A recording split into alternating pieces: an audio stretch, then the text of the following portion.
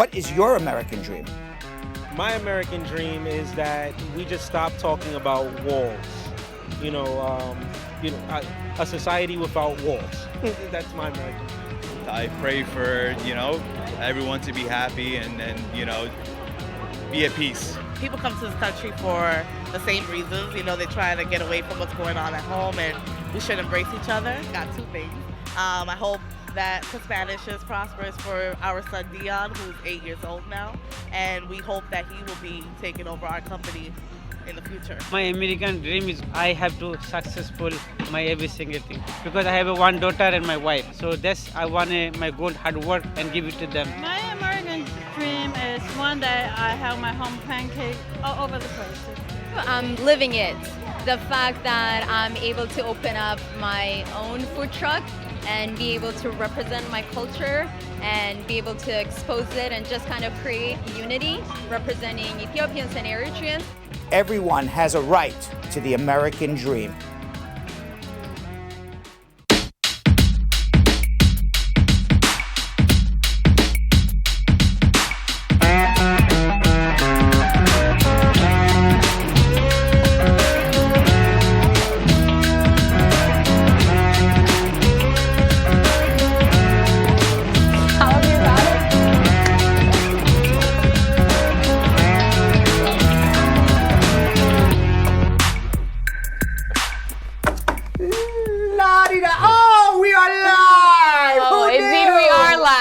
December 3rd. Welcome, everybody. It's Bradshaw Live. I am joined, as always, by Yonathan, Yo-Yo, Elias, and sometimes... Every now and again. Every now and again. Every now and again. Just pops Vanessa. in and pops out. Yeah, I'm like... Right. When she feels like These are the best 2 days of the week or when I'm on. Well, I don't even know when you're on. All of a sudden, I come to the studio. I'm like, Vanessa, who invited you back here? She makes her own times when she shows up, right? Hey, guys, I'm back again. That's lovely. So, we have not seen you since before Thanksgiving, Vanessa. Yeah. How was your Thanksgiving? I had a lovely Thanksgiving. Yes. Oh, it went just as planned. Where family, were you? warm. Family warm. I'm just saying, I was with family, and it was Very a warm, nice. warm time. It was a warm time. Yeah, warm time. Yeah, there was a lot of love. There was a lot Gotcha. of warmth. There was good energy. Oh, that's good. A lot of Yeah, gratitude. you said you with your grandfather, right? Yeah, with my your grandfather. Papa. Yeah, abuelo. And where's your family? Oh, we're in Jersey. In New Jersey. Yep, New Jersey. And you had turkey? Yeah, we had turkey. And the It was trimmings. some good turkey and some good gravy. And some good gravy. Yeah, Stuffing? and some plantains. Then Ooh, there's like, so you gotta throw in some arroz culture. con guandules, Yeah. of course. All right. Let me say hello, Yonathan, Yo-Yo, Alex, because we started a little late today. Yes, we did. All right. Let me say hello to Dion Watson saying squat up. Kajella McKenzie saying squatties up. She's pluralizing everything. The squatties. Squatties. Nina got Pickney. Joanna Boodoo saying squad up. Ali Bubicha we see watching. Linda Shore says Uncle Brad and Yo-Yo up me G. What does that even mean? Is that dirty? Is that like a Hump Day Wednesday thing? That's not like up me G? No, I I absolutely hope not. doubt Linda that. Shore's doing anything more than PG in the comments. No. I don't know what that means. Sophia Gray, Carol Anderson, the It's Tiger. like slang. Do you know what even that This would mean? slang nowadays. I just can't keep up, Uncle Brad. I don't know Right. what that means. Sounded dirty. Ask though. her. Don't assume. There it is. Jessica Levy, Joelle Reed. She's always the first one to share On it. to Jilly's Facebook page. Right. So Jilly always comes in and says, Jessica Levy shared to my page. Yep. I know we're live on Yep. Facebook. Because I'm always literally asking her. how Thank I you, find out. Jess. Yes. Who else we got here? Carol Anderson, the Tiger. Has Carol been around lately? Yeah. I have not seen her in the comments, Yeah, or maybe she I've has. kind of missed her. How are you, Carol? Ja Love on Facebook. Usually we see Ja Love on YouTube. Sophia Gray, how are you? Inde Guapa says, it's my first time watching live. Oh, welcome. Welcome. And Ma Dukes, Janet Brown, and on YouTube, Vanessa, On Donald YouTube. Horton. Hey. He is sick like a dog. Oh, no. Poor guy. You know, the weather tried to get me too. Yeah? It tried to get me. I what'd you just do? like G'd up on some vitamin C. Okay. Like you, right when you Stacked feel up. like a little throat, He's gonna catch get it. some emergency.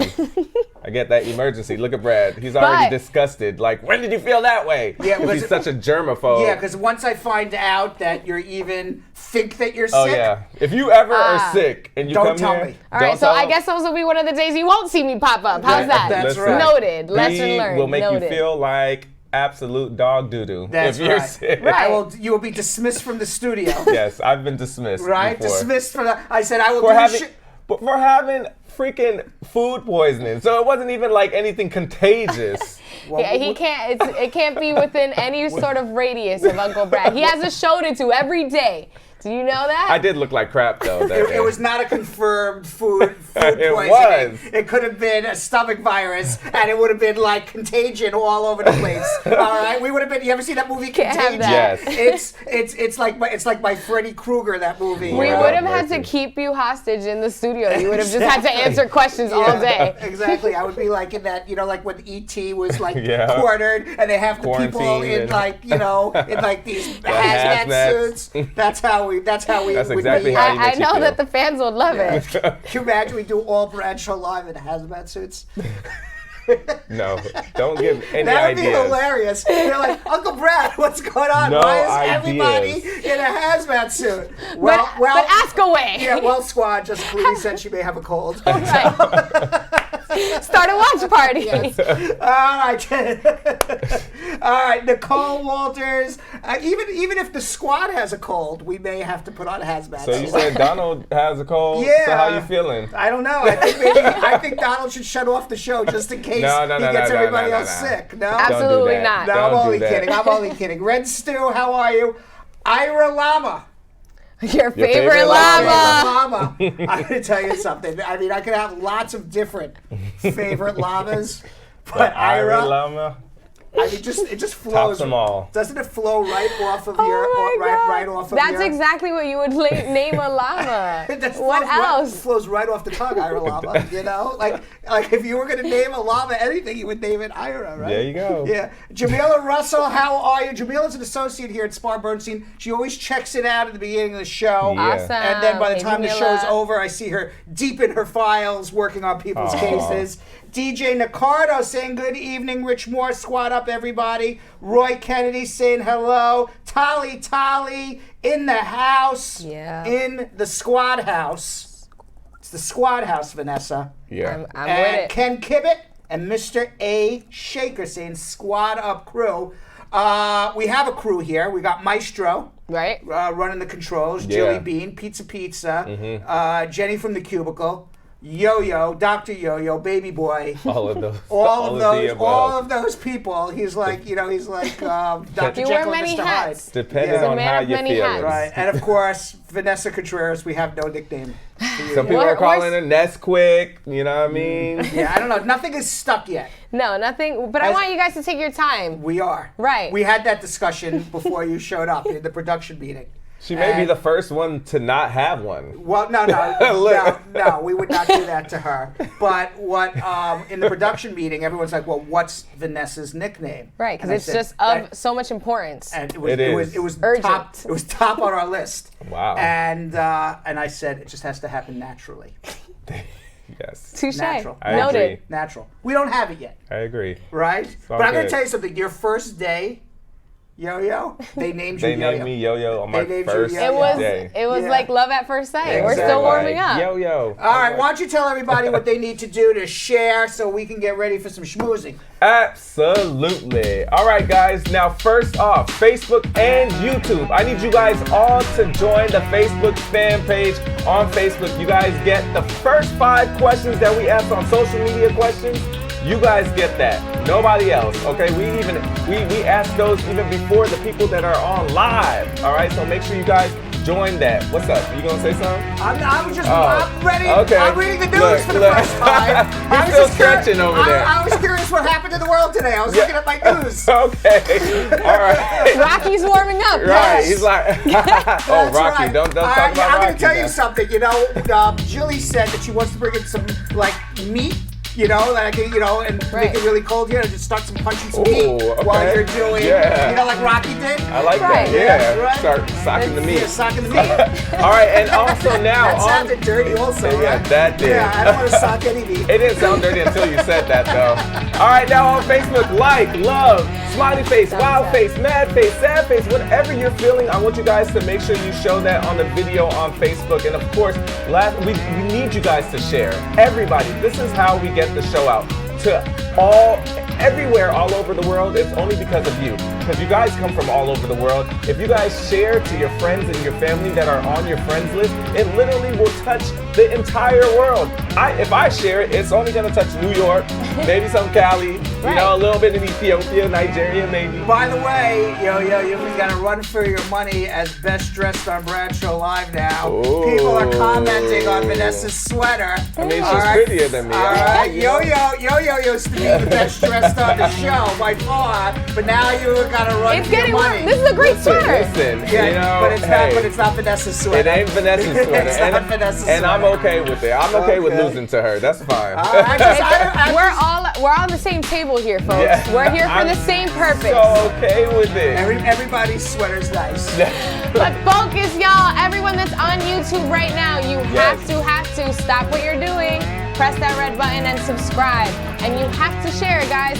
All you have to do is press subscribe to subscribe. Make sure that you give us a thumbs up and share the link. Share that we're live right at this moment. Because like Yo-Yo said, we need to spread the love and everyone needs to hear what Uncle Brad's got to say.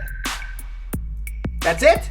That's it. Oh, okay. So now we're gonna do schmoozing. Let's get into We gotta it. do some schmoozing, Maestro. We got some schmoozing. Music. Let's schmooze. Schmoozing.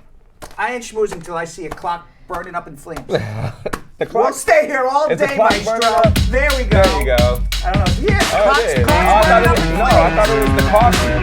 Oh, I thought it's the clock. No, I thought it's the clock. You know It's what, the boys? coffee steam. I'm gonna need you guys to get it together. Maestro, can you play that one more time and we can determine whether that's the clock It's a blowing clock. up or the coffee? I think it's coffee steam. Where's See, the that's the coffee? steam. That's coffee. Coffee in the clock. Coffee in a clock. It's a 2-in-1. Have you ever had that? I'm Look, going to tell you something. I've always known that. I was like, why take you it always say there. the cock is For blowing what? For this up? entire time. For 2 straight years now, I never realized that was a coffee cup. I thought I am No, dead the serious. time's up. The time, yeah, I thought it was like the time's up. We're ready to schmooze now. Brad is with the movement. Time is up. Nobody told me that was coffee in Lord there. have I just mercy. thought it was a clock going up in flames. Look at It his is not. aha moment. That's how it was explained It's to a me. schmooze. You gotta wake up. Right. Boy, you know, Coffee's been cooking. It's like a Rorschach test on Bradshaw Live. You know, The you pop put up, quiz you today. put up like a picture and everybody sees something different. Right, right. Is it a blue or black dress? That's what it is. Right, remember that? Yeah. Yeah, from the internet. That was a mess. Meanwhile, Donald Trump's at the NATO summit. There we and, for 70 plus years, NATO has kept the peace around the world, as a matter of fact. We've had the longest prosperity of peace without major world wars for the last 70 years. And unfortunately, for NATO, Donald Trump is trying to break it up in a way that may not be beneficial for the world. But I understand at least his rationale, because the United States is paying a substantial portion of the defense of NATO and wants other countries to pay up as well. But in so doing, he's really causing a rift between Europe and the United States, which is to the benefit of Russia and China, who are the West's adversaries at the moment. As a matter of fact, the president of France, Macron, said in a recent article that he doesn't believe that the United States may even come to the defense of Europe if Europe was attacked. That it's come to that. Damn. So this is, the United States, Trump, basically making Europe an enemy, but cozying up to a lot of dictators, such as His allies coast. such as the North Korean dictator, the Brazilian dictator. He's not a dictator; he was elected, but he's as close to a dictator as he can be. The guy from Turkey. He seems to like dictators, but doesn't seem to like elected officials. So sitting alongside Trump, Macron and Trump had a fight publicly before the cameras. Macron told The Economist last month, it all started, as I told you, told The Economist last month that Europe can no longer rely on the United States to defend NATO. His blunt comments came after the Trump administration pulled forces out of Syria because they said, well, if you're gonna abandon the Kurds who are your allies, maybe you'll abandon Europeans next. We have a video. Let's watch. We do have a video? Maybe we don't have a video. 1 second, I'm told. Okay. I'm told about a video in 1 second. If we don't have a video, would you like some nice ISIS fighters? Yes. I can give them to you. You can take every one you want. Let's be serious. So Macron said after that, that's ridiculous. And that's not what he said. I'm saying that's ridiculous. Macron says this is serious. A small percentage of fighters come from Europe. The majority come from Syria. Getting rid of ISIS is our number one priority. Number one. Also today, when asked what he thought about Macron's previous statements about NATO, Trump said he thought the French leader had been very disrespectful. Let's watch this. We'll watch it. I heard that President Macron said NATO is brain dead. I think that's very insulting to a lot of different forces. So this has basically been soured the relationship between the United States and France. And it's a problem because what has kept the peace is a strong NATO. And when Russia and our adversaries, China, see that we are not strongly united, that's when Russia invades Crimea and nothing happens. And maybe they'll invade another country and nothing will happen because we don't have a strong alliance. And that's a problem. Right. It's a big, big problem. Meanwhile, in the presidential race, we saw Michael Bloomberg join the race. Yes. But Kamala Harris is now dropping out. Yeah, I saw that commercial. I was like, wait a minute. This is Michael Bloomberg. Well, I was like, this is really like the announcement. This is seriously happening right now. Yeah. Bloomberg joined, but he took it there. Yeah, but Kamala Harris is now out of the race. Now she started out. She was right up there. She started off very strong. A lot of people were saying, could she be the first black female president? Right. Yeah. She's half Jamaican, I think, and half Indian. But unfortunately, she couldn't get it together because she started out more moderate and then tacked to the left and said, okay, Medicaid for all. And then when she found out that, Medicaid for all may win the Democratic nomination, but it won't win the general election because most people don't want Medicaid for all, then I take it, Medicare for all, excuse me, then I'm going to take it back. It's not going to be Medicare for all. And then people started questioning her as a prosecutor before she became a senator because she was prosecuting a lot of minorities and putting a lot of minorities in jail as a female minority prosecutor. And she didn't really have good answers for why she was doing that. And as a result, she lost all of her momentum. And now and she said in a statement that if she were to continue, she would be going into debt. Right, I heard it was a lot of financial. And she's not willing to go into debt to run for president. Michael Bloomberg doesn't have to worry about that. He is, what is it, 53 billion? 53 billion. Trump doesn't have to worry about that. Because if you're not a billionaire, you spend 80 to 90% of your time raising money to compete against people who have money. And that is a problem with the political system in America right now. And it changed. There used to be government-funded campaigns. Really? And the Supreme Court overruled it in U.S. United Citizens in the early 2000s, where now you can get unlimited contributions from anybody. So now it's just a race to see who can raise the most money. There's no really government matching anymore. So Harris tweeted to her supporters, "It is with deep regret, but also with deep gratitude, that I am suspending my campaign today. But I want to be clear with you. I will keep fighting every day for what this campaign has been about, justice for the people, all the people."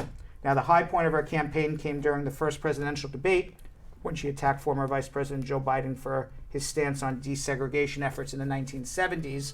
But what was strange about that, and we talked about this, Yonathan, was that despite that, she couldn't get the minority vote and support that she thought she would get because she herself is a minority. Right. And we talked about that a lot of minority candidates were taking for granted the black vote, the minority vote, and they can't take it for granted. A lot of people are now going to vote for who's going to make my life best. That's what it should be. Not who I'm going to vote for because they look like me. And that seems to be changing, at least certainly in the Democratic nomination process. And that's why apparently Joe Biden is still leading, and he thinks he's going to win just on the minority vote, especially once the primaries go down south to South Carolina, where the minority vote is majority of the There's the a lot of votes for the gentrification happening. It's just like we're saying, a lot of people want someone that's going to make their life, you know, easier, better. Well, I think that's how everybody has to vote. Right. That's how it should That's how I vote. Right. And I'm going to tell you something. Not only that's how I vote, it's how I hire. Because if you ever look around my office, that's very true. Okay, my office doesn't look like me. It doesn't look like you either. It looks like a melting pot of the world. Absolutely. Because when I hire people, I say who's going to do the best job for Brad Bernstein. Right. And you get what you get in my office. And that's how I also vote for president. Who's going to do the best for me? May not. Now, who's going to do the best for Brad may not be the same for who's going to do the best for Vanessa. Because we're in different positions. Right. All right. You know, you guys are millennials. You're younger. I'm older. I'm in a, you know, I don't know. Maybe you're a billionaire. I don't know. I'm not a billionaire. But you know, I would assume, you know, we have different economic interests and and there's also, general interest too. And in general interests in maybe what's important to you in the list of things. You know, and I don't know. You know, I know a lot of women are pro-choice. That to me is the most. You know, a woman would say that to me is the most important. Or gender rights, or civil rights. Maybe to Yonathan, maybe to Brad, it's something else. Not to say those are important, but in everybody's bucket, immigration rights. Immigration rights, absolutely. Yeah. When I look at a candidate, if they are not 100% pro-immigration, they don't get Brad's support. Right. You know, that's right up there on my bucket of what's most important. Right. And to me, though, you know, and that's how everybody should vote. You know, so it's just not because of this is what you look like or you share the same religion or the same skin as me. But ultimately, no matter who is the Democratic candidate, I am very certain that they will do better for all of us than the orange pumpkin in the White House. Meanwhile, tomorrow starts the House Judiciary Committee impeachment inquiry. They basically will now be voting on whether to impeach Donald Trump. It's going to start with 4 professors who are going to talk about the historical context of impeachment. Basically, the Democrats laid out today their reasoning for impeachment, which we have said time and time again, that Donald Trump took his position of power and tried to make a deal with the Ukrainian president to investigate his political opponent, and that subverted or superseded the interests of the United States of America in getting aid to the president, and it was a bribery because he was withholding the aid, and he was also withholding a meeting, which is very coveted for presidents from all around the world to come to the White House and meet the president of the United States. Now, Trump, his defense is it was a perfect call, the call where there is a transcript that was basically the quid pro quo, which was the bribery. He says it was perfect. He did nothing wrong. He's entitled to investigate anything he wants. And yes, it's important that Ukraine have transparency. It's important that there's no corruption in Ukraine, especially when the United States is giving $400 million. You want to make sure that that money is going to the right purpose. But if your only inquiry into corruption in Ukraine is Joe Biden's son on a board of directors of a company from several years ago that he's no longer even on a board of directors of, that seems to be a problem. And they laid out today they laid out today basically how this whole bribery happened. The ambassador of the United States to Ukraine, Yonathan, she was the female, they basically made up a lot of stuff about her. They conspired to make stuff up about her to get rid of her because she was not going to get the dirt on Joe Biden. Once they made up all this stuff about her to get rid of her, the three amigos came in. That was Sondland, who turned on Trump. Right.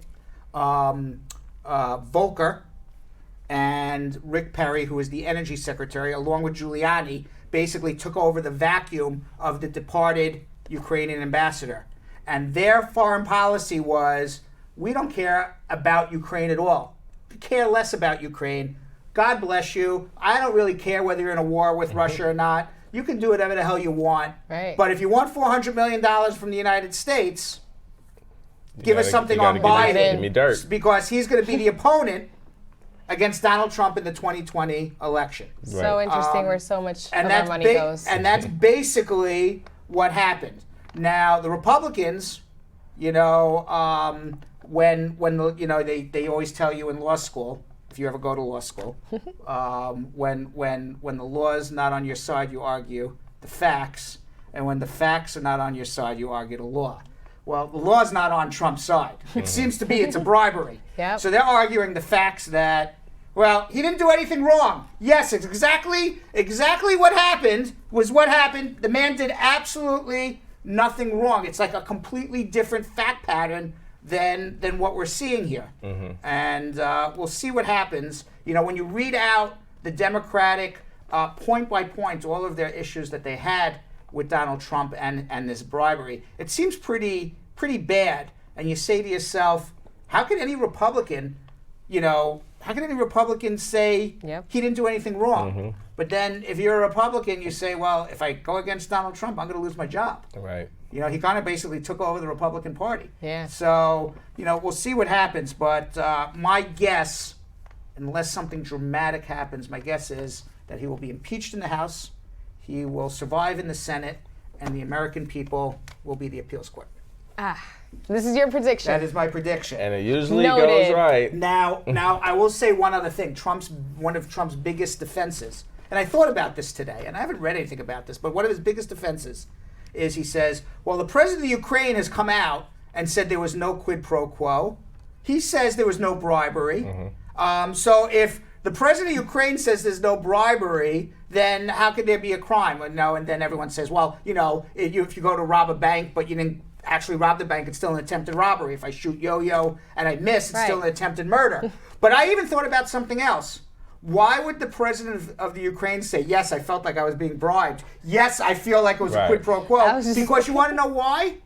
He's in a war with Russia, not only in July, not only in August, but today on December 3rd, Ukraine is still in a war with Russia. Okay? And they still need money from the United States. Right. And already Donald Trump has withheld money once. So they don't care what happens in the United States. As long as the money's flowing. So he's not going to go against Donald Trump because Donald Trump could shut off the valve of money. Right. So of course he's going to say, of course he's going to say there was no quid pro quo. He's bribed to say he wasn't bribed. It's everybody being scared for their own well-being. Right. So the Ukrainian president's going to say, I'm not being bribed because he needs the money to come in December and January. Imagine he says, yeah, you know what? When I was on that call, I really felt like it was being strong-armed. And then Donald Trump will shut off the money on December 4th. Cut him off. And then they're like, boss, we have no bullets to fire at the Russians. We're in a war.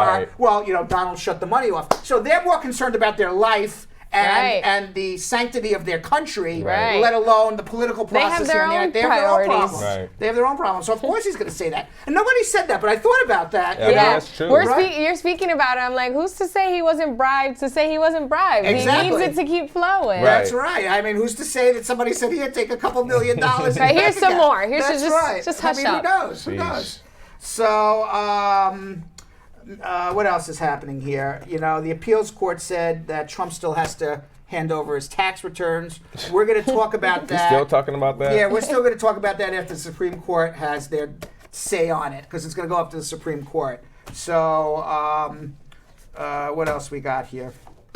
Melania Trump has a book out. We can talk about that tomorrow. Right. Did she write it? I'll tell you one thing. No, I have a question. Did she write it? She did not write Oh, okay. it. No, it's not. By the way, it's not a book that she wrote. It's a book about her. Oh. Okay, but we can talk about that tomorrow because there's a lot in there that I can comment on. We got to get to immigration questions soon.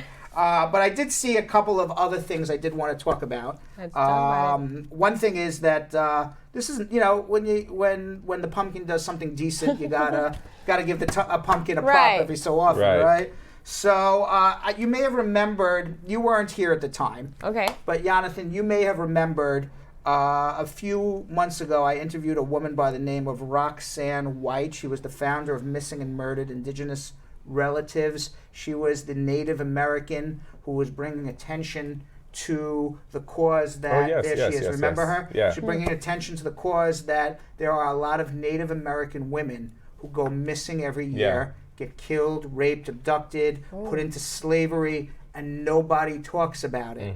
And she came on our show and she was leading the discussion and bringing it out in the open that even though Native American women are a very, very, very small percentage of the people who live in America, as a group, there is no group that is being raped, murdered, abused, kidnapped, put into sexual slavery more than Native American women. Really? Yes. Wow. So last Tuesday, got to give a pumpkin his due, Donald Trump signed an executive order. This is not even from Congress. This was just him doing it.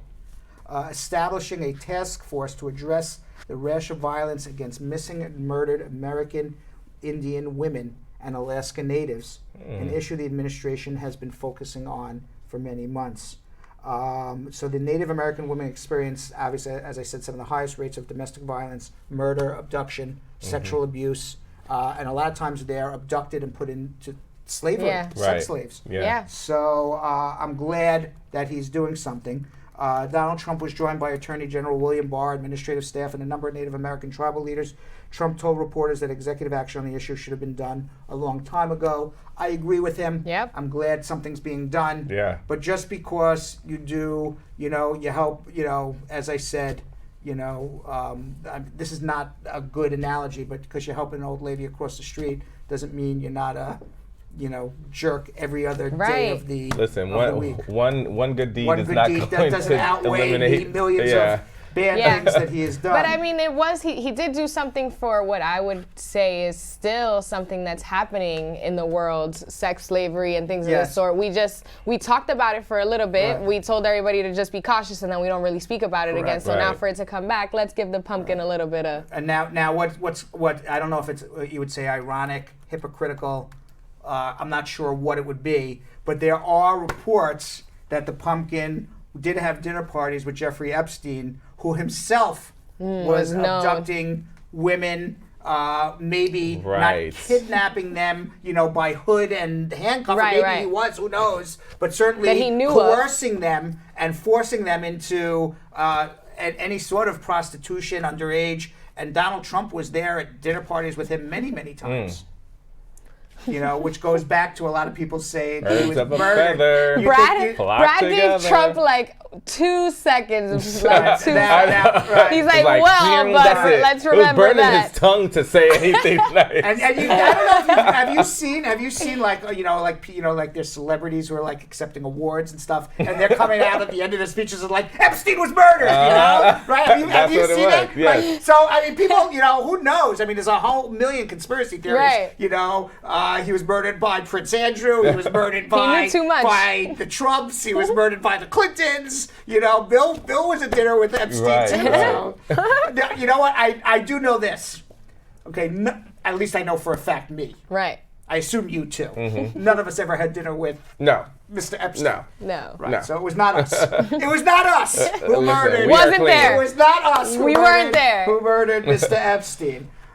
You may also remember, Yonathan, and you were not here at the time. We had the girlfriend of Arizona teacher Scott Warren on our show. Yes. And he was the man who was part of a group that was putting water down in the desert to help migrants come who would cross over the border so that they wouldn't die in the desert. He was basically, they were leaving water for them, and this was the girlfriends of this man. They were leaving water in the desert so migrants would come running across the border. They would either die of starvation, they would die of dehydration in the desert, because they would have to go through very rugged areas, because near the cities you got big fences. Yeah. So they were leaving water so people wouldn't die. Oh, wow. And he did something even allegedly more than that. He was arrested for alien smuggling and illegally harboring aliens because he was giving humanitarian aid to them in his home or place of business as well. Now, according to court documents on January 17th, 2018, Border Patrol agents were conducting surveillance of a barn in which this guy Scott Warren was at. And they were aid workers stored supplies such as water and food. And when they saw Warren with two men who were suspected of being an undocumented immigrant, and he was helping them with food and water after they crossed over the border, he was arrested for alien smuggling, harboring illegal aliens. He was facing almost life in prison. And on recently, we have a clip, by the way, which I'm going to show you in a second. But recently, he was found not guilty by a jury in Arizona. Now we had interviewed Anna Alderstein and Emily Saunders. Emily was Scott's girlfriend, and we spoke about their case just after it first resulted in a mistrial. This was the second trial where he was found innocent. Let's watch. Let's watch. Now, Emily, you have worked with No More Deaths, the same organization that Scott Warren is associated with. Now, Scott was on trial in Arizona facing 20 years for alien smuggling because he was providing humanitarian aid to migrants in a different way in which the two of you are, but similar humanitarian aid. Now, the trial ended in a deadlock verdict. What is the solution here? I think that's a question we need to turn back towards Border Patrol, CBP, Customs and Border Protection, ICE, DHS, and the United States government.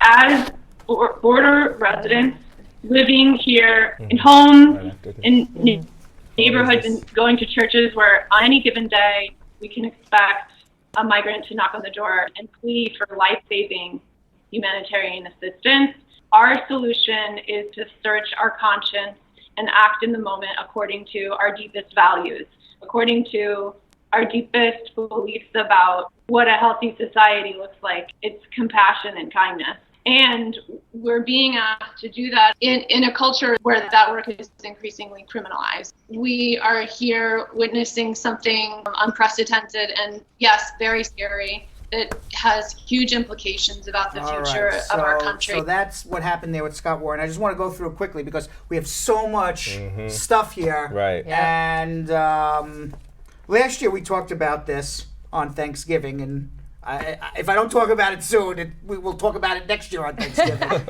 If you remember the grandma, you may remember this story too. Which one? This is the grandma.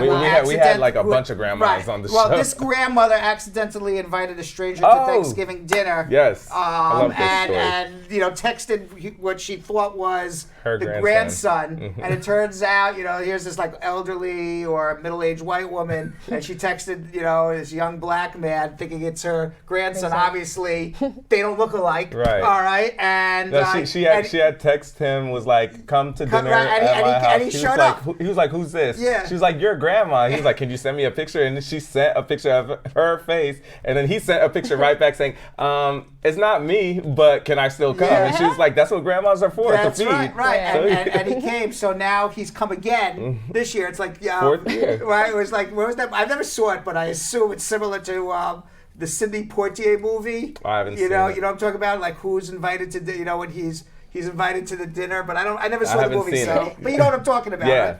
Yeah. So any event, the photos quickly went viral, and this is a very nice Thanksgiving Day story. The two have celebrated Thanksgiving ever since 2016, I love snapping it. adorable photos sweet. each Yeah. time to commemorate their friendship. So now this kid is now 20. I guess he was about 16 or 17 when this happened. They tweeted a new picture of the duo this year alongside snaps from the previous year's writing as promised. Here's our 2019 update. Do we have the pictures? update. I think we Yeah. just sent it, but now let me look because I didn't look before. Yeah. Do we have these pictures? Yeah, it looks like Yeah, it's there on we a are. tweet. That's Yeah, cute. see from the first one Yeah. to the fourth. That's really so dope. funny. Yeah, we have a little video as well. Let's see. That is so funny. Black Friday deals. Well, obviously. They're vlogging it now.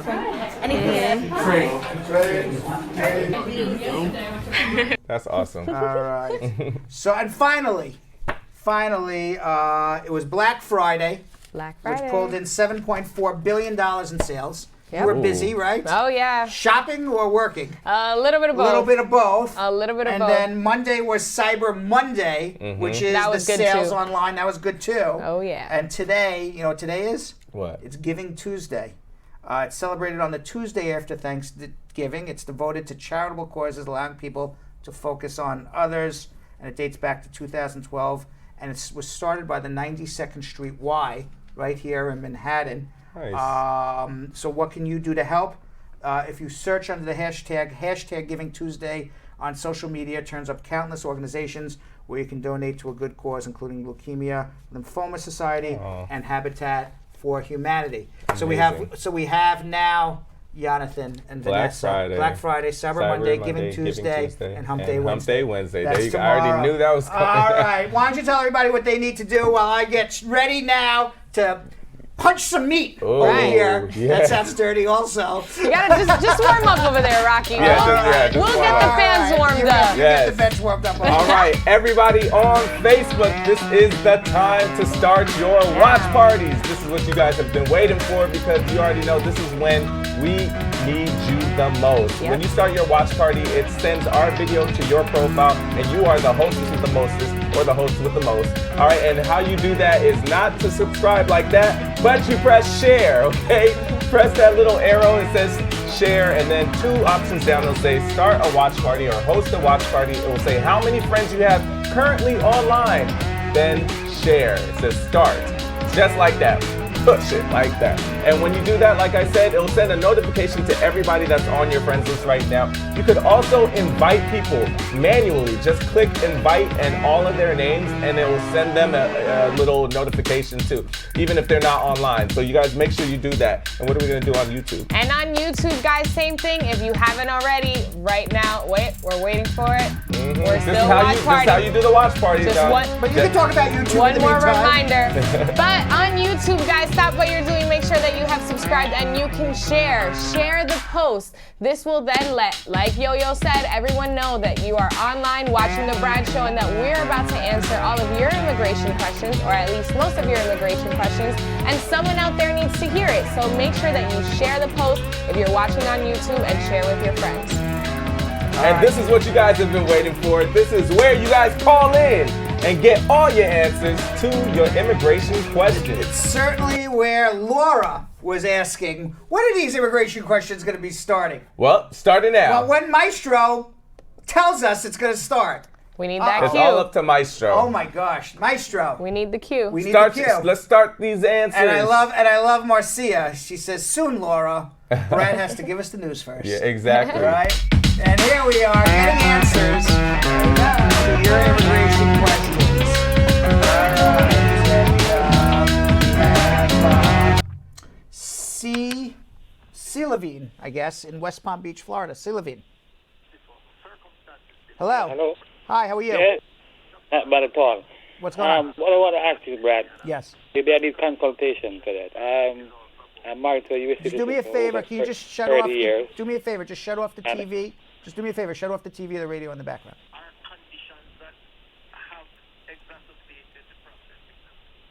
Yeah, hello? Yes, I hear you now. Yeah, I'm married to a U.S. citizen, see? And I got my green card almost 3 years now, and they said I could apply for my citizenship within 3 years. Right. Do my wife have to apply with me? She's going to be my sponsor, or what? No, you apply for your citizenship on your own, but at your citizenship interview, you have to prove that you have remained in a bona fide marriage with your wife for 3 consecutive years preceding the filing of your citizenship, as well as during the processing of your citizenship, as well as at the time of your interview, all the way up to your swearing in. So what's bona fide marriage? You're going to have to prove, your wife has nothing to do with this, but you have to prove that you and your wife live together in the same household and you have a financial relationship. We do. We're married for 30 years. Right, so there's nothing for your wife to do, but this is what you need to do at the interview. Prove that you have remained in a bona fide marriage. You don't need it for 30 years, for the last 3 years, but you got 30. Okay, what if I came here, but I'm not working. I came here and got sick. There's no law that says you have to work to become a citizen. Okay. So when I asked about the taxation, well, you and your wife, to prove a bona fide marriage, as I said, you have to have a financial relationship together. One of the ways to show, or one of the most important ways to show you have a financial relationship together, is that you share your tax debt together. So you would file a joint tax return. Now, if you didn't earn any income on that, that's fine. All right? No law that says you have to work. But if your wife is working, you should be filing a joint tax return with her. Okay, all right. So do I need consultation from you when the time comes? No, you don't. Oh well, so maybe you do. Maybe you do, I guess. I'm just looking. Is our Facebook down? Yeah. No, it's okay. It's okay. One more question. Yes, go ahead. One more question. Well, it slipped me because I'm waiting so long. What was I going to ask you? It slipped me. Yes, for the interview, it's April will make me 3 years. What time do I apply? After April, or can I like? You can apply 90 days before your 3-year anniversary. Before the 90 days before your 3-year anniversary. So your 3-year anniversary is April. You would file in January or February 1st to play it safe. Right, so what do? I fill out the forms? You come see me because you come see me. I prepare everything. But I'm in West Palm Beach. It's okay. Right. I'm in New York. There's telephones. There's email. There's lots of stuff. So hold on one second. All right, we can actually do it for you now. Hold on one second. I'm just looking here. Are we off of Facebook? We've been interrupted on Facebook? On Facebook, yeah. High outages in the tri-state area on Facebook? I'll put the link for YouTube. Okay. So we're live on YouTube, though. Let's continue. Yeah. Jazz in Hartford, Connecticut. Jazz. Good evening, Brad. Good evening. How are you? I'm doing good. What can I do to help you? Oh, my daughter, she have a 10-year visa, which is 4 years old. She went with her son to get a visa for her son. They deny her son and cancel her visa. My question is, if I file for her, would it be a problem?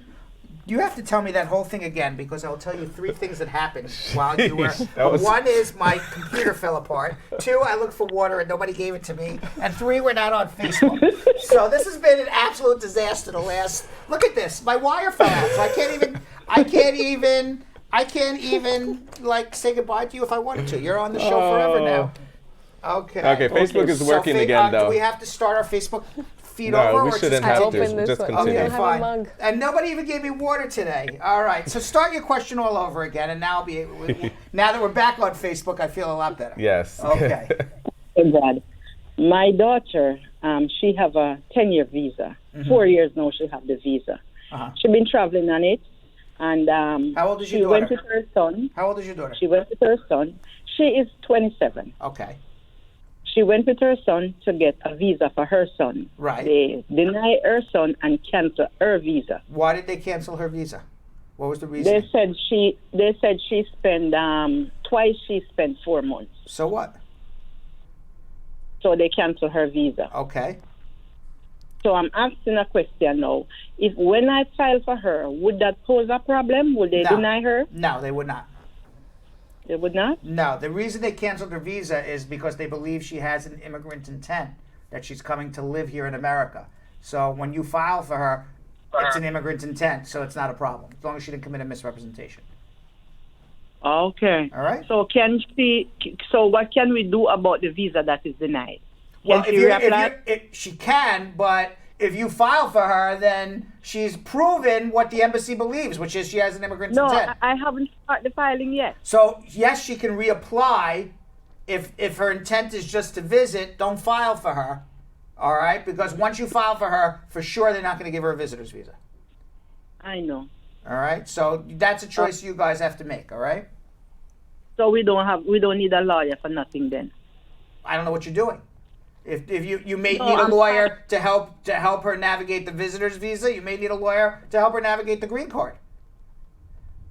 I know I may need a lawyer to get the green card, but for her to reapply for her visa, would we need a lawyer? Well, a lawyer can't go into the embassy to help with the visitor's visa. Let me explain. What a lawyer can do is have a discussion with you all to see what can you do to put you in the best position so that when you walk into the embassy, you can get a visitor's visa. If she's just going to reapply again and do the same exact thing that she did before, well, that's insanity because you haven't changed anything. Why would you expect a different result?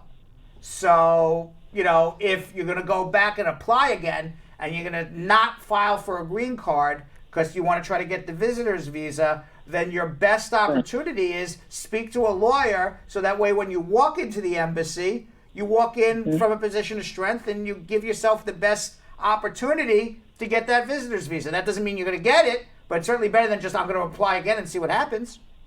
Okay. All right. Okay. Thank you so much. You're very welcome. All right. Bye-bye. All right. Do you see us on? Oh, we are not on you. Oh, we're not on Facebook. No. Okay. Nope. So let's go to Toya in Rochester, New York. Toya. Hi, good night. How are you? Brad on the squad. I'm wonderful. What can I do to So help? I recently migrated with a part of my family, except my boyfriend at the time. We lived together. We started our home. We basically have, a settled life back home. So I migrated with the kids here. However, he came with me just to help with the settling in process, and we got married. So I have a green card. Great. I wanted to know, I really want him to come to stay with us, so I wanted to know if it's okay for me to start filing for him now as a green card holder. How did you get your green card? As a F2B.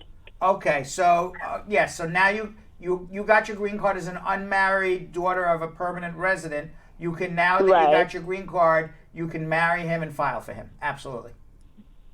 Okay. All right. Okay, because I was really nervous about doing it with everything that's taking place. No, you're better off to get him and get a green card than do nothing.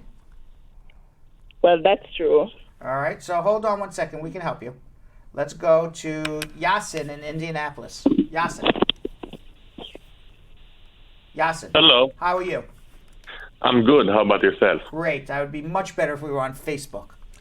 We are again. All right. Actually, that's my first time I'm calling. All right. I don't know what happened to Facebook today, but I don't see us on live yet. It's his first time. Okay. It's his It's the first time ever calling. It's his first time ever the calling. first time I've seen your show. Oh, ever watching? Yeah, that's what I'm saying. Oh, what Yeah. a disaster, Yasin. I can't Yeah, believe I this. know. You watch our show for the first time, and we My wife- make a disaster actually- of this.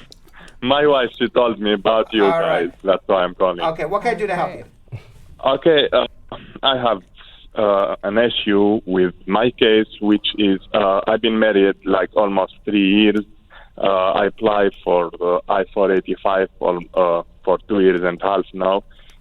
They come to check my apartment, on my apartment, and they seen everything is good, so I get the I-130 approved. But on the same day, they send me intent to deny for the I-485. Which the reason is for the misrepresenting for the visa, my visa back like 4 years ago. What was the misrepresentation they claim?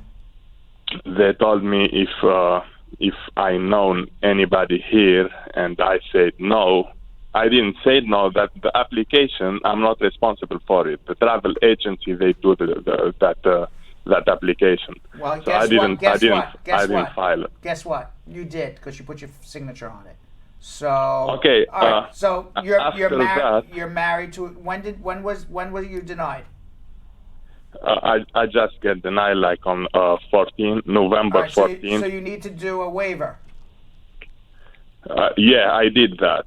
So what they told me, they give me one option, which the 601 waiver. I did that. I sent it, and I got the receipt on November the 6th. What did you? After that, Yasin, let me ask you a question. Mhm. Okay, who did your waiver for you? Lawyer, another lawyer. I hire another lawyer. Do you know what you have to prove to get a waiver approved? You know what? Do you know what you need to do? What you have to show immigration to get your waiver approved? What do you need to do to get your waiver approved? They said it's built on hardship. Extreme and unusual hardship to your spouse and parents. Right. Okay, so right. what did you submit? What did you submit as your extreme and unusual hardship to your spouse and parents? What was the extreme and unusual hardship? Financial, and she's also sick, so it's medical and financial. Okay, all right. So now your question. What is your question? My question is right here. I sent the 601 notice, and I got the receipt on November the 6th. After that, 8 days after that, I got denied for the reason you did not reply to us at all, which I did. I tried to contact USCIS. That's not a question. That's a statement. What is your question? What should you do? I don't know. I don't know what you did wrong, but obviously you did something wrong. I don't know the answer to what you did wrong. You filed an adjustment. Okay, you made a misrepresentation that you claim was done by a travel agency, but it's still your application. Okay, so even if you come to me, for example, and you said, well, I hired a lawyer to do my application. I told him my birthday's in January. He wrote it was June. You signed it. It's your misrepresentation. So you got to own it. That's number one. Then you have to file a waiver. I don't know what you did. Obviously, the waiver was done wrong in some respect. I don't know the answer to how it was done wrong, but you got denied. Maybe you got denied wrongly or rightfully. I don't know the answer to that either. You're saying maybe I know it, and that is my question. They give me 30 days to respond. I respond after 33 days. Well, that's why. The officer, when I talked with him, he said they should give you 3 additional days when you send mailing. Well, yes, you have 33 days from the time. You have 33 days because you got 30 plus 3.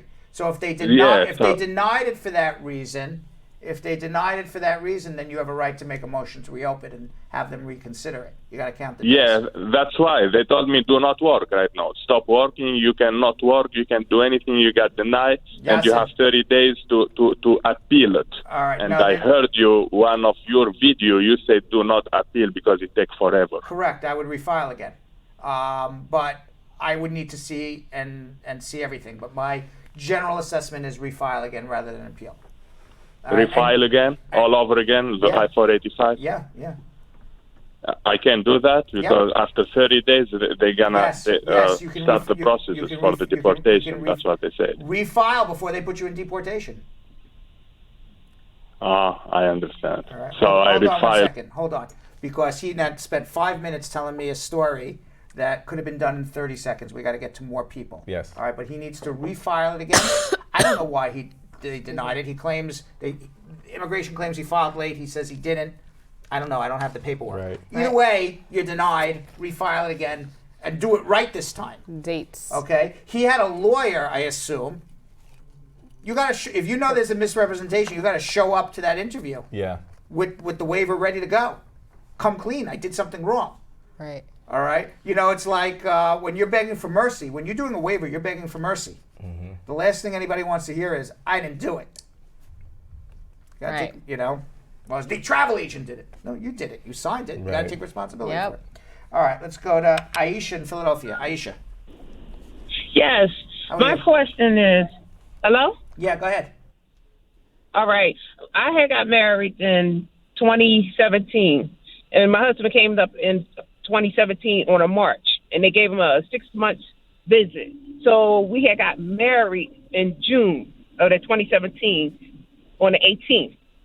How many days was that from his entry? I'm bad at math. All right. You say that again, please? How many days from his entry did you get married? I'm bad at math. Okay, we had got married like 5 months after he had came back down. Okay, fine. Okay, so now what's the And problem? Just tell me what the question now, is. What is your question? Okay, the question is it safe for him to go to Jamaica because Yes. they said we overstayed? Yes, if you have a pending if you have a pending adjustment application, it is safe to travel to Jamaica with an advance parole.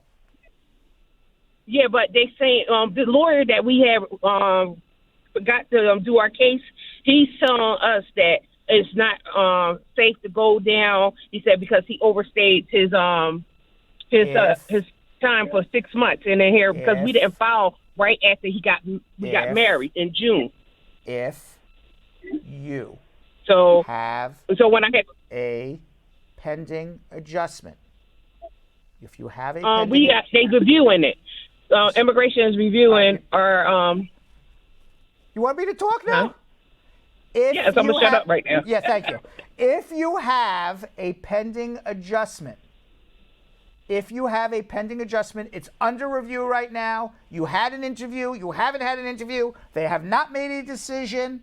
You're married to a U.S. citizen. If you overstayed your time by 105 years, you are the oldest pending adjustment applicant ever in the history of the world. You are 108 years old. You are applying for adjustment. You've overstayed 105 years. You have advance parole. You can travel and come back. Don't stay out for more than a couple weeks. Okay, because he had a death in the family, so I got the I-131. It's a horrible thing for a lawyer to say you have a death in the family, don't go, when the law is 100% clear that you can travel on advance parole. Okay, thank you. You're welcome. And that lawyer, he's supposed to fill out the paper for? Yeah, well, he doesn't know the basics of law. I wouldn't have him touch any of your paperwork. And you need to go, and if you file the advance parole, by the time you get a decision, your relative is going to be buried in the ground for 6 months. So you need to go down to immigration. Lord. You need to go down with immigration with a death certificate, walk into that building with the I-131 form, proof you have a pending adjustment application. My relative's dead. I need to go today. And they'll give you the advance parole. Okay, so we have an appointment set up for Thursday. Then that's what you do. And we got the I-131. I-131, and you go with proof that you have a pending adjustment. Now, he will be 100% allowed back into America unless he has a criminal record. No criminal record then he's on fine. him. Okay. All right. Okay, thank you so much. You're welcome. All you gotta do is watch the show, folks. Sometimes people don't let me talk, man. Just let me talk. It's a little I frustrating. know what I'm talking about. Yeah. And I know where you're going with this. I don't care what the lawyer said. You know what it is sometimes? Like, I think people are just so flustered because they know that things could be different because they aren't getting the proper source of information. That she's just like, I just want to vet Brad. And you're like, I already know where this is going. Yeah, I know the answer. Right. Do it all day, every day. Consultations are for venting. It was my Jerry Maguire moment. You had me at hello. Right. I knew exactly what to say. Right. All right, let's go to Veronica in Branson, Missouri. Veronica. Hi, good afternoon, Brad. How are you? I'm good. How are you? What's going on? I just recently found out that my case that I filed, which is my I-30 and my I-485 was denied. Why? And it was denied because I guess I had not proved that I was in a bona fide marriage. Got denied since last year. I just found out I had to file a FOIA. It got denied since last year. I know, and you filed a FOIA. You didn't know, so you did what's called a Freedom of Information Act request, and they sent a copy of your decision. And I just found out. Where is your husband right now? Where's your husband right now? My husband, he's living in Atlanta. Okay, so you guys are not at the present time in a bona fide marriage. Things are not going. Okay, it's not going. Things are not going well for you and him. On that decision, did they say, because they can give a decision one of two ways in these situations, did they say you did not prove it was a bona fide marriage? Or did they say you entered into a marriage for purposes of getting a green card and this is a fraud? Those are two different things. No. That was the first one? They said I did not prove that I was in a bona fide marriage. So now these are your choices then. So basically, it wasn't you're in a situation where you weren't able to prove it was a bona fide marriage, but they don't have any evidence that it's a bad marriage. It's just somewhere in the middle, nobody knows. Okay? So you have three choices. If in fact it's a bona fide marriage and you and your spouse can get back together, then do it and refile again and try again. If it was in fact a bona fide marriage and you and your spouse are no longer together, there's no way you're getting back together, then you would have to get a divorce and find another way to get a green card. Or if in fact it was a bona fide marriage and you and your spouse are not together because of physical abuse or extreme emotional cruelty, then you can file a Vawa. Those are your three options. That was my question. If after denial, if I could do the Vawa or you can, that if there was, out you can, because you can file a Vawa up until 2 years after a divorce. So you can absolutely file a Vawa. You have to prove it. You still have the burden to prove it's a real marriage. You still have the burden to prove your abused spouse. So there's a big burden to prove because they already don't necessarily believe it was a real marriage. Okay. I understand. So, but if you have evidence that it is a real marriage and you have evidence of abuse, especially if there's physical abuse, God forbid, people don't pay people to get married and then ask to be beat up. Cops who come to the house and see domestic dispute, that's a lot of evidence that it's a real marriage. You guys are together. It's not like, you're apart. So I don't know, there's a lot of times when you can't prove it's a real marriage with the spouse, but you're able to do it in a Vawa case. A lot of times, spouse says my husband or my wife showed up and purposely messed up because they want to screw me over. So, there's a lot of reasons why you may not have necessarily been able to prove it was a bona fide marriage and then do a Vawa. And that was my issue with my husband because he would just not get up and do certain stuff and help me to do certain stuff. So I did not have much help. All right, so hold on one second. Let's see if we can help you. Let's go to Iman in Sewell, New Jersey. Iman. Hi, good night. How are you? I'm good. I'm in a very peculiar situation right now. I'm married to a U.S. citizen. We've been married for 5 years now. In 2017, I got a DUI, and in September of this year. Do you have a green card? Yes. Okay. When did you get your green card? I have my green card. I just renewed it. I have the 10-year one now. When did you get your conditional? Excuse me? When did you get your conditional card? When did you get your green card?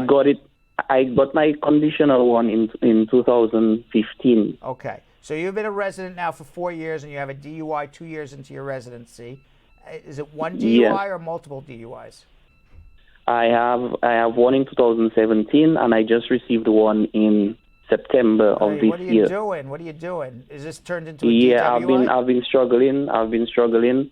But actually, I'm getting help. I just signed up for a program. I'm leaving on Monday. Okay, a 35-day program. Good, I'm glad. Inpatient program. I'm glad. But I was in court today, and the judge, I guess, based on the closeness of my DUIs, and I know in New Jersey a DUI is not a criminal offense, but a traffic offense. But a DWI it's a major offense. But a DWI is. What are you, a DUI or a DWI this second time around? Excuse me? Is it turning into a DWI or it's still a DUI? It's a DUI. Okay. So but I may be facing a 30-day jail sentence because of that. Generally speaking, DUIs are not deportable. I'm talking about generally. A DWI is, so it depends what you plead guilty to. You live in New Jersey. What I would suggest you do is make a consultation with us before you plead guilty to anything, and let's look up the exact code of law that you would be pleading guilty to make sure you're not pleading guilty to a deportable offense. And in addition, I'm happy that you're getting help. So hold on one second, Yes. okay? Hold on. Let's go to Peter in Baltimore. Peter. Yes, I wanted to find out. My wife and I filed joint taxes. I have a conditional green card, but she filed for divorce, and she has already filed the taxes by herself. She refused to file with me for the second year. So my question is, since she has refused to file the joint taxes for the second year, how do I get the taxes for the second year, since we already have the one for the first year? All right, well, this is the story, Peter. If the woman loves you, she's going to do certain things to make sure you get your green card and you get to live with her. And if she's refusing to file a joint tax return with you, that is going to be a lot of evidence that it's not a bona fide marriage, because she's not willing to share in the economic relationship with you to such a level that she could care less whether you get a green card or not, or whether you get deported or not. So to me, in this situation, what I would advise you is, assuming it's a bona fide marriage up until this point, and now your wife doesn't want to file a joint tax return with you, I would say, yes, excuse my French, President Macron, but the hell with you, and move out, get a divorce from her, because she's no use to you whatsoever. She doesn't love you enough to even file a joint tax return with you, and prove it was a real marriage up to the day you moved out, and then you file your taxes on your own. And you can remove the conditions of your permanent residence as long as you can prove that up to the day you moved out, it was a good marriage, and now you're divorced. And that's how you remove the conditions. So hold on. If you need So do help. I? What? Okay. What was your question? So do I need to just file single? No, you need to get a divorce, start a divorce. It's not tax season. Today is December 3rd. You don't have to file taxes till April 15th. You got 4 months. What you need to do now is you got your conditional green card. She doesn't want to help you.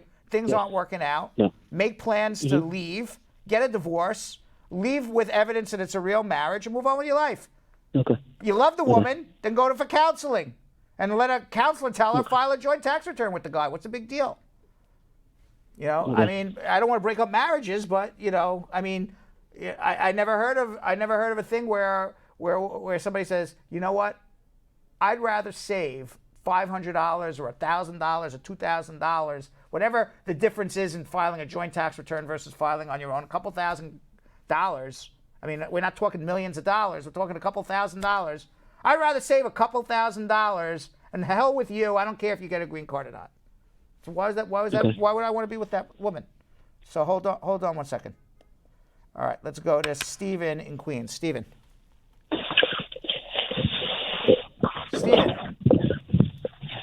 Hello. How are you? Yeah, I'm fine. Good evening, and thanks for helping us. Thank you. Yeah, I'm just calling. Yeah, I'm calling to make an inquiry. Tell me your question, Hello? Stephen. Tell me your question. Okay, yeah. I would like to ask a question. I actually got my denied for my I applied for my I-485, which So your adjustment was denied. Why? What they said? Yeah. Because I came in on a K1 visa, and they said, number one, there was a form my wife was supposed to sign. She didn't sign it. Then she didn't sign what? The affidavit of support? Yeah, affidavit of support. All right, you need your wife to file an affidavit of support to get through on a K1 visa. Exactly, that was one of the reasons they said. Then they said there was bigamy. She was married, actually, which I wasn't aware about. And all right, what's going on with you and your wife right now? Why is she not signing the affidavit of support? No, we've not been together. We've separated for a long time. All right, so then the answer is this. Either she signs an affidavit of support, or if you get divorced, you marry someone else, and you have to do a provisional waiver. Yeah, but the problem, I actually applied for Vawa.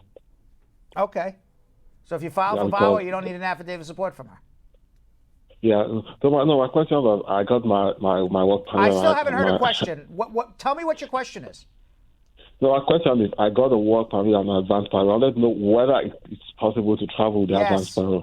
Yes, you could always travel with advanced parole if you have a pending adjustment, even as a VAWA. Okay, despite the denied initial visa I did. You can file. People don't hear me. You can file. You can travel with an advanced parole if you have a pending adjustment, no matter how many adjustments you have. Even if you're 105 years old and you lived here 105 years, that is status. Hold on. Do you believe? By the way, Rewinds and play. My head wants to explode sometimes when somebody tells me their entire life story. I came on a K. I filed. We didn't get along with my wife. And then I filed an adjustment. She didn't sign the affidavit of support. We might need a. I want you to know the whole story, Uncle Brad. And then da-da-da. We might need a asking questions and then the only thing I didn't hear about is where they had dinner last night, okay? Right. And then, We gotta make it by snappy, the way, I then filed a VAWA, and da-da-da. I have advanced parole. Can I travel? That part. That's the part I needed. That's the only part I needed That's to the one. know. That's the only part I need to know about the entire thing. We got to keep it snappy, folks. We want to Yes. answer as many questions as we can get because Uncle Brad has a lot of info to share. Yeah, I mean, some people are waiting an hour. Yeah. And this guy is telling me about his K1 that got denied. So tell me you have a VAWA case. Can I travel? Right. End the story. Fast forward. Fast forward. All right, let's see if Josh got the memo. Josh got it. You think Josh got it? Let's see. Josh from Boston, how are you? Joshua, how are you? Hello. Joshua. Hi, Brad. How are you? I'm good. How are you, Brad? Good. What's going on? So I have two questions. My first question is I'm married to a U.S. citizen, and I just found out that she hasn't filed her taxes for 4 years.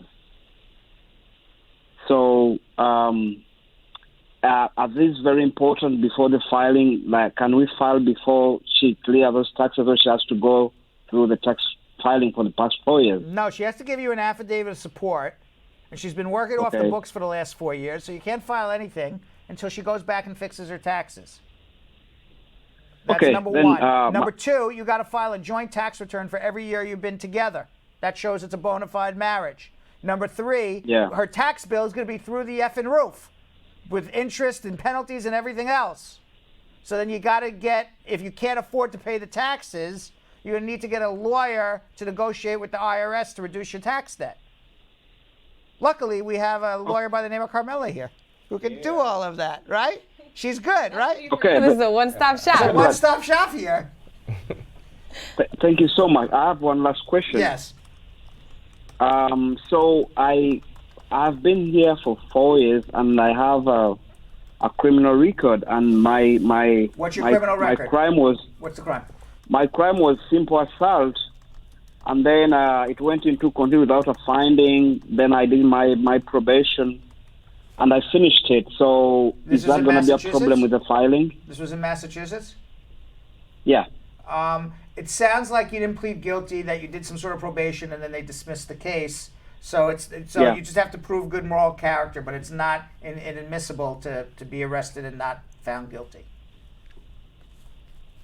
Okay. All right, so hold on one- am I going to get the? Are you going to get a green Yeah. card? There's a lot to do. No, am I going to? What? No, am I going to get help with the lawyer to do the taxes? Yes, hold on one second. Let's go to Adam in Somerset, New Jersey. Adam. Adam. Yes. Yes. Good evening. Good evening. You don't sound like Adam. Yes. Is your name Adam? Yes. That's your name? That's my name. Yes. Okay. Adam. Might be shortened. Yeah, I have a question. What? I filed for my case in 2017, and the case is still pending. But I'm a green card holder. How old are your children? 12 and 9 and 7. Where are your children living? Back home, Ghana. In Ghana. Okay. And Yeah. now you filed as a resident or you filed as a citizen? Residence. I filed. I have a green card. You have a green card. How did you get Yes, your green card? yes. How'd you get your green card? I'm asylum grantor. Asylum. Yeah. All right. And you've now filed for your children how long? They should be able to come follow to join you here as long as they were alive when you filed your asylum. You don't need to file My I-130s. problem is I filed for them before I put my green card. Yes, of course. And it's been how many years now? Almost like 2 years. All And right. You need help. Okay. Hold on 1 second. We got to get this case moving. Those kids are included on that asylum case. She doesn't need to refile for them again because I was wondering where you were going with that. They were alive at the time. They could just walk right into the embassy. Right. Their mother got asylum. She doesn't need to file anything. All right, let's go to Natasha in Manhattan. Natasha. Hello. How are you, Natasha? I'm fine. What can I do to help you? Okay. I'm a citizen, but then I have a friend, and she don't have any travel document. But I was wondering, we plan to travel to Miami. Can she travel within the U.S.? She's even out of though she don't have her status? papers? You could always Yeah, travel she with don't have no- Okay, all right. This is the story with traveling in the U.S. without any papers. Every day you wake up, you take a risk in life. There's different levels of risk that you can take. If you don't like any risk whatsoever, you stay in bed, you order in from Postmates breakfast, lunch, and dinner. You don't open the door for anybody unless it's the Postmate delivery man, and that's how you live your life because you can never leave your apartment because you're terrified that someone's going to find you. Now, somebody with a little less risk averse will get up, open the door, walk around New York, and do their thing and not bother anybody. Somebody who likes even a little more risk will go to the airport and they will show a passport that is a foreign passport to TSA, whose job is not immigration. It is to make sure that this person who's showing the passport is the name on the ticket and they don't have a bomb in their suitcase.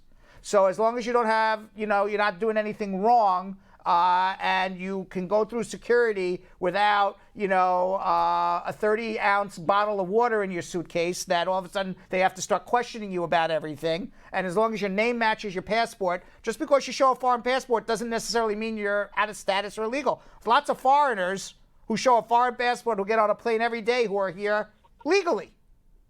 So there's always a level of risk, but it's very small. The risk multiplies when you start showing documents, when you start walking around in this world. But at some point, you got to do something. You can't lie in bed all day and order Postmates breakfast, lunch, and dinner, right? Now, I will say this. It is safer, believe it or not, if you're out of status to travel on a plane, although I can never guarantee you that you're not going to get stopped. I hear it very, very rare that anybody goes on a plane and gets stopped at the airport domestically. Do I hear that it happens?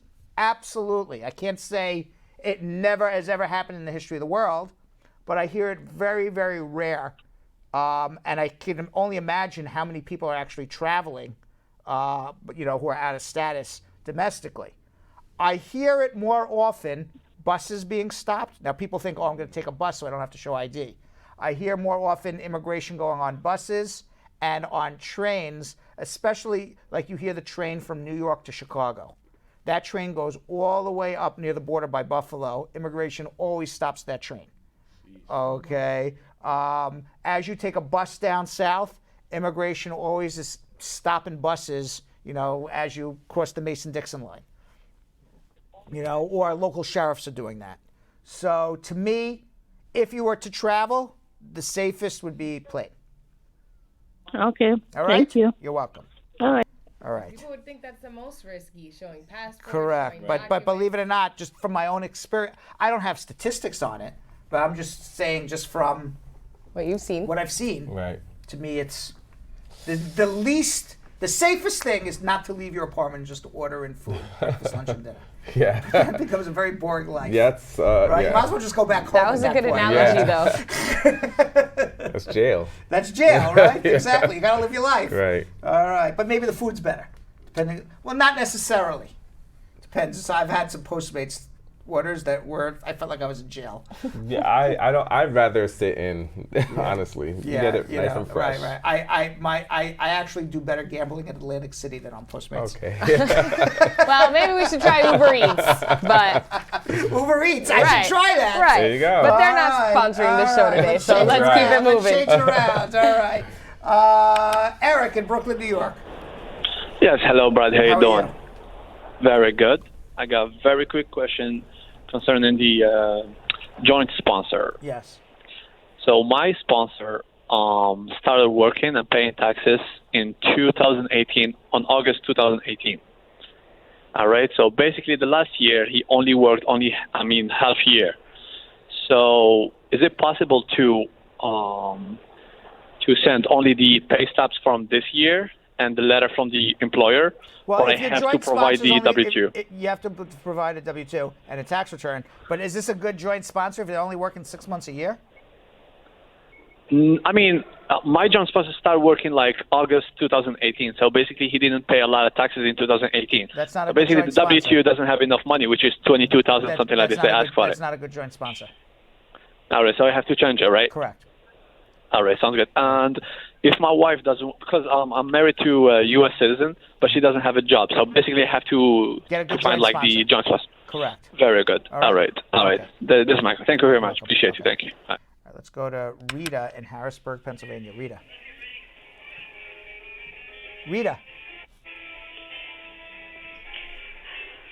Hello? Hi, Rita. Hi, Brad. This is Rita. How are you? I'm good. What are you listening to in the background, Rita? What is that? I'm listening to CNN. That's CNN? They're on break. They're on break. Yeah. Elevator music. So let me get this straight. Uh-huh. I put on a show to entertain everybody along with Vanessa and Yonathan Yo-Yo Elias. You call in, you wait 1 hour on hold, and rather than watch my brilliant words, Vanessa's beautiful face and her brilliant words, Yonathan's handsome face and his brilliant words, you'd rather listen to elevator music on CNN. I just want to make sure that's clear, and then you want me to give you my free advice. On my cell phone, but my battery went low. All right, I'm only joking. What's your question? So I just put it on charge. I'm calling you from my house phone. Okay, what's the question? I filed in for my dad since February 13th this year, and then I received a letter in June that I should do my DNA. I received another letter in August 8th, that my case was sent to State Department for visa processing. But since then, I have not heard anything from them yet. Did they take their DNA too? They got to match the DNA if that's what they're asking. Yes, they did. And everything was DNA approved. And they sent my copy. Great. And now the I-130 was approved? Okay. Yes. And yes, now the case was approved. sent to the National Visa Center and you haven't heard anything? I haven't heard anything since How old August are your 8th. children? Say that again? How old are your children? Oh, my daughter, she's 4. 4 I got years one. old. Okay. And you're a resident or a citizen? Yeah, I'm a U.S. citizen. You're a U.S. citizen? Yeah. Wow. Where's your daughter? I work at SIPA. I'm a CNA. Where is your daughter? Oh, she's right here. Right there next to you? Yes, she rests back. Yes. Okay. How did she come to America? No, I had her yet. So what? I had her 2015. So what? If she was born in America, what are you doing with immigration? She was born in America. I don't know. I'm asking you. Are we having the right conversation? She's saying she was born in the States. She was born. So my daughter was born here. So what? So what's the question then? Your daughter was born here. She's a U.S. citizen. My question is since August 8th, I haven't heard anything from the visa center yet. So what can I do? Rita. Yes. There's no visa center. Your daughter's an American citizen. No, I said my dad. Your dad. Yeah, my dad. Ah, That changes things. Changes That's not my things daughter, around but a my little bit. dad. Yeah. I got it now. All right. Your dad is where? My dad is in West Africa, Liberia. In Liberia. Now, okay, so the I-130 was approved when? since August 8th. Okay, so it should take about 8 to 12 weeks to get to National Visa Center. If you haven't heard anything, have you called them? Yes, I did call them, but nobody picked up the phone. All right, then you need help. Hold on one second. Someone's got to contact the National Visa Center and see what's going on. That's basically it. After we heard that entire... Right. I thought she was talking about her daughter. Right. And I'm like, all right. I said, I've heard it all now. My daughter was born. I could have sworn she was about to say, am I hearing this right? I thought she said that too. Is there another subject here? here? My daughter was born, but I'm filing for her anyway. What? Like, we totally missed something a very principal fact. It was her dad. I could have sworn Ashton Kutcher was about to come running and say, I'm being punked. I was waiting for it. I'm like, we're all hearing it, right? Got it. All right. So, meanwhile, Spartan Bernstein personal injury attorney and partner Moshe the Bulldozer Baruch recently spoke with me about who you can trust if you're a construction worker injured on the job site. Let's watch.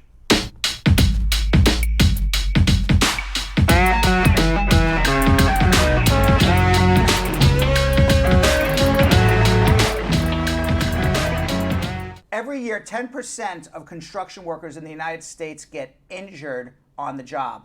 According to the Census of Fatal Occupational Injuries in 2017 alone, 5,147 construction workers died on the job. When an accident leaves a construction worker incapacitated, they and their families lose the financial security they once had. A good attorney is needed to make sure that the injured party is compensated to the highest level, because most of the time, they will never be able to work again. And there is only one bite of the apple when it comes to fighting for full compensation in court. With me to discuss what to do if you or your loved one is involved in a construction accident is Spartan Bernstein's own personal injury attorney, Moshe the Bulldozer Baruch. Moshe, how are you today? I'm good, Brad. How are you? When you get injured in an accident, there's people you can trust, and there are people you can't trust. Let's break this down for a second, Moshe.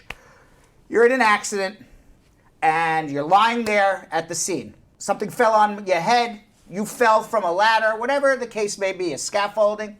Who do you trust? Your colleagues will say, let me drive you to the hospital. Your boss will say, I'm calling the site safety supervisor. Who are you going to trust in this?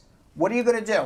99 out of 100 people, Brad, will say site safety manager or site safety supervisor. Why? Because it's implicit in that name that they're supposed to help you.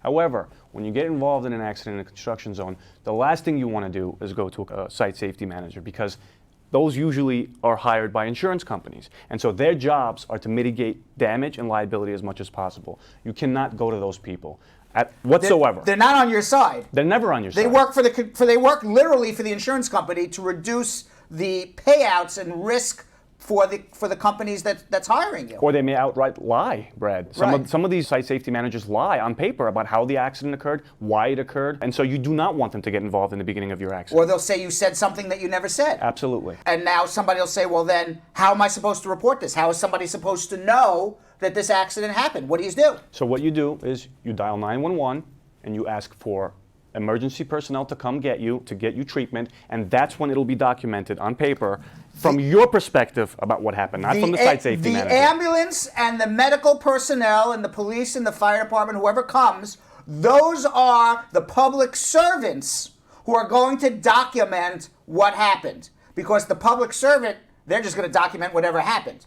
They're not on anybody's side, correct? Right. Exactly. They're neutral parties. They're neutral parties. Okay, so now you go to the hospital. Can you speak to the doctor about what happened? Can you speak to the nurse about what happened? What if your boss calls you on the phone? What do you do? So you always tell the nurses, the emergency staff at the hospital, the doctors, you always tell them what happened and how it happened. You can even call a lawyer, man. That's my suggestion. Always get a lawyer involved as early as possible. If your employer calls you, do not discuss anything about the accident with him. You just let him know that you're injured, that you can't come into work for whatever reason, but you don't tell him how the accident occurred. And you can say, thank you for calling. I appreciate your concern. Sure. But discussing the accident, because now the employer who's calling you, he may be your friend, but he's also adverse to you. And do we know why he's adverse to us, Brad? Because he has insurance that gets involved in this accident. Right. He does not want his premiums to go up. If maybe it could be even canceled, right? If there's a serious OSHA violation as a result of this accident, serious implications and consequences arise out of this. Now, I've seen situations where the employer called up and said, well, if you call a lawyer,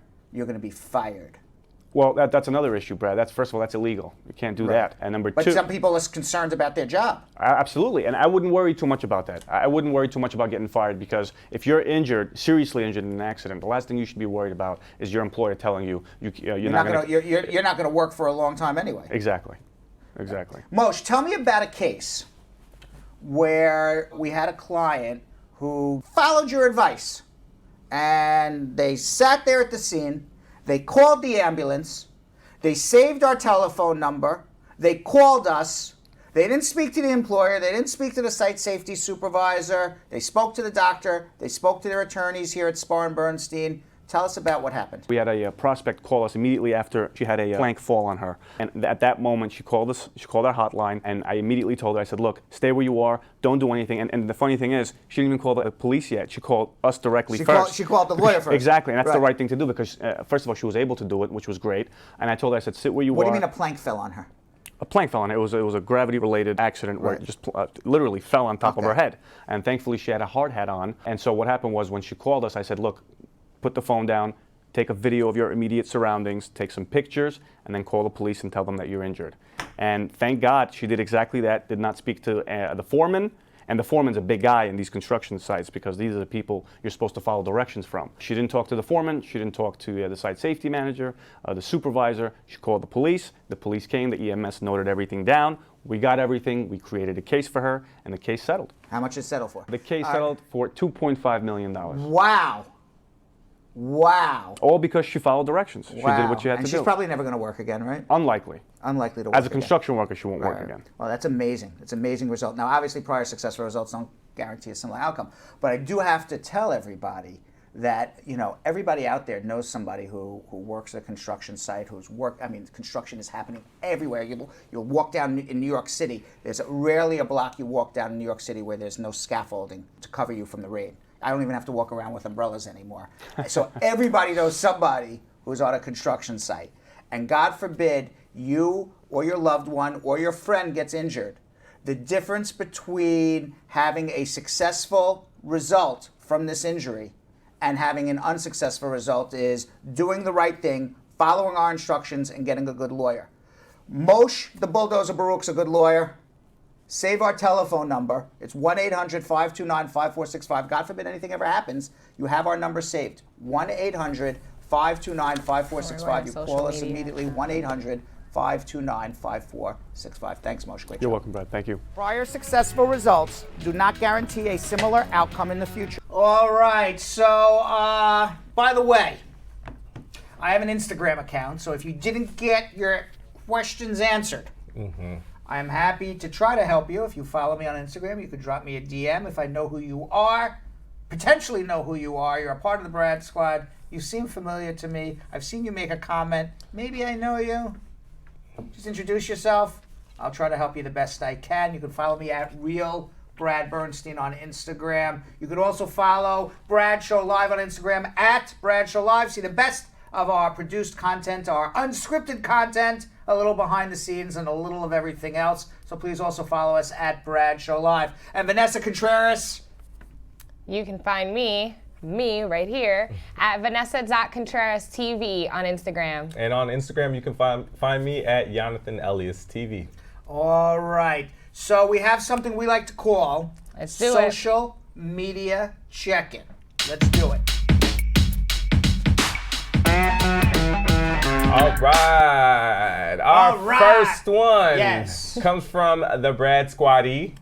Brad Squaddy. There you go. Off of the Brad Squad Facebook fan page. So make sure you guys join that so you can make sure you get the first 5 questions.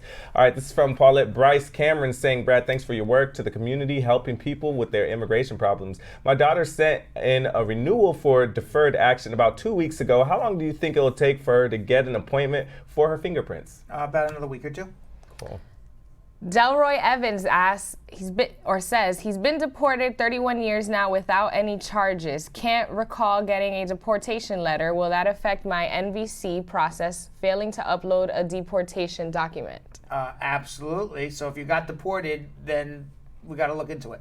All right, Tiff saying, squad up team, with the I-130 now being able to file online, how does one proceed with the concurrent filing of an I-130 and I-485? Do you do the I-130 online and submit the I-485 separate, or submit both in paper form? Submit both in paper form. Alrighty. Shahiq Mohammed Abraham asks, if a green card holder hasn't received the original card in the mail, can they still do a petition for his unmarried child? Yes. Just because you don't have the green card doesn't mean you're not a lawful resident. You can start filing. Perfect. Okay, Oyewale saying, how much does it cost to divorce? $10 million. It's more expensive than to stay with him. How do I know? Right? Right? There's a saying, right? It's cheaper to keep her, right? Right. There it goes. That's the saying. And I think that's very sexist. But I apologize to all the women I think out she's there. the her because it says Oyewale Queen. It's cheap. It's cheaper to keep him. Right. It's 2020, all right? 2020, Exactly. Alrighty. So Ikram Razarf asks or says, if you did not get the combo card and wanted to get the advanced parole stamped in your book, if approved, will it be valid for a year or the period that you ask the IO for? It should be for a year, but you don't get anything stamped in your book. They give you a letter. Okay, Mary J saying, so my husband submitted my paperwork for adjustment of status, but on the money order he made the payment to USCIS and not Department of Homeland Security. Will this be an issue, and will they send it back with the application? It's supposed to be made to Department of Homeland Security. If you made it to USCIS, they should accept it, but I can't promise you. Alrighty. Evans Michelle says, my visitor's visa was withdrawn in 2007 for working without a permit. Will it still be on my record? I am doing a I-485 and need to find out how I can know for sure. What's on his record? That he worked without employment? Yes, worked without a permit. If you worked out of status, and you filed an adjustment based on marriage, the fact that you worked out of status does not bar you getting a green card. What would bar you getting a green card is lying about working out of status. All right, my husband's a green card holder. I did my fingerprint from October. How long does it take for me to get a response to my to get my medical and my interview done? I'm in the U.S., been here for 4 years now, coming in January. I don't know if your husband's a green card holder, how you're eligible to adjust your status. So unless you're 245I, you may have filed a incorrect adjustment. Alrighty, Beverly Robinson King says, or unless you've been in legal status for 4 years. I don't know how that would be, but maybe you were on an H-1B or an E, perhaps. I don't know. Beverly Robinson King says, after an approved VAWA, what's next? I received File an adjustment. Okay, doke. Sorry to interrupt you. We got to move along. Katie saying, you had me at hello. Okay. How long does it take for a misrepresentation for fraud waiver to go through? And if denied, how long to do it over willfully misrepresentation material? If you're denied, you would have to either appeal it or file a new I-130. It could take 6, 9, 12 months. Okay. Monica saying, can a veteran who has child support and collecting food stamp file for his wife? If you're collecting food stamps for yourself, it's a problem.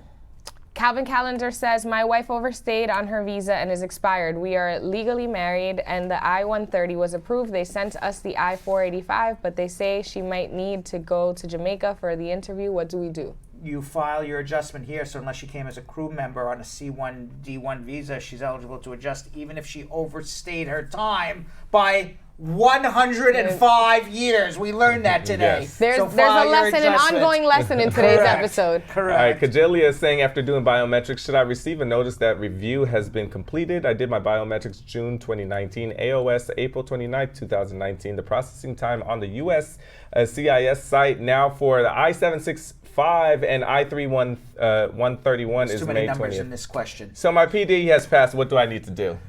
Did she get an interview? After doing the biometrics, they just did the biometrics and the AOS in April. If your interview is pending more than a year from the time that you filed your adjustment, you may want to think about mandamus. If it's less than a year, just got to wait it out. Alrighty, last one, Brad. So Sophia Gray asks, Brad, I have a friend married in Jamaica. When she went to put in the marriage paper in Massachusetts for her husband, they say they don't take out the country married paper. That was verbatim. Maybe she submitted an original marriage certificate? Sounds like it could be a case. Read this again. It just says, Brad, she has a friend, first of all, it's not her directly. I have a friend who's married to Jamaica. When she went to put in the marriage paperwork in Massachusetts for her husband, they say they don't take out of the country, they don't take marriage, marriage paperwork from outside of the U.S., that they don't accept it. If you are married in another country, you can certainly file a visa petition. You would do it in mail. If they're here, you can file an adjustment. There's no I take it in anywhere. So everything's done in the mail. So I'm not sure what she's doing, but you can certainly come to me and we can absolutely fix it. There you go. There we go. Social media we'll be back with more questions very shortly, but early this year I met with a professional portrait artist by the name of Betsy Ashton at the St. Thomas Church in Manhattan to discuss her exhibit, Portraits of Immigrants. Her talent and her passion for her work and her subjects was extraordinary. Let's check it out. Hey, Brad Squad, it's me, Brad Bernstein. Hey, Brad Squad, it's me, Brad Bernstein. I'm out in the field at St. Thomas Church on 5th Avenue and 5th. Hey, Brad Squad, it's me, Brad Bernstein. I'm out in the field at St. Hey, Brad Squad, it's me, Brad Bernstein. I'm out in the field at St. Thomas Church on 5th Avenue and 53rd Street in Midtown Manhattan. And I'm going to meet Betsy Ashton. She's a portrait artist who makes these beautiful paintings of immigrants and their stories. It took me 2 years to do all of them, which means I was doing one about every month.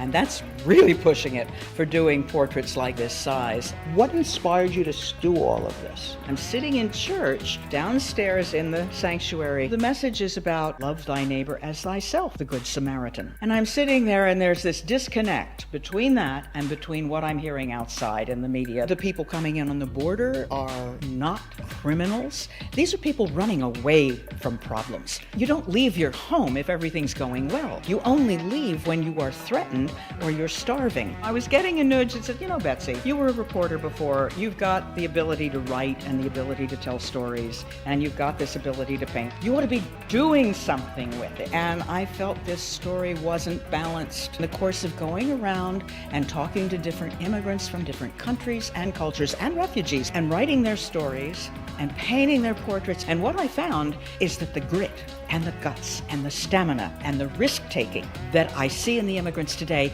is just like what we've celebrated in past generations. That's the stuff that made America great. What I have found just in my everyday life is that most people who are anti-immigrant, who are Trump supporters, they will always say, kick all the immigrants out except this one. I know this one. He's my friend. He works for me. That's a good person, but everybody else should be kicked out. Absolutely.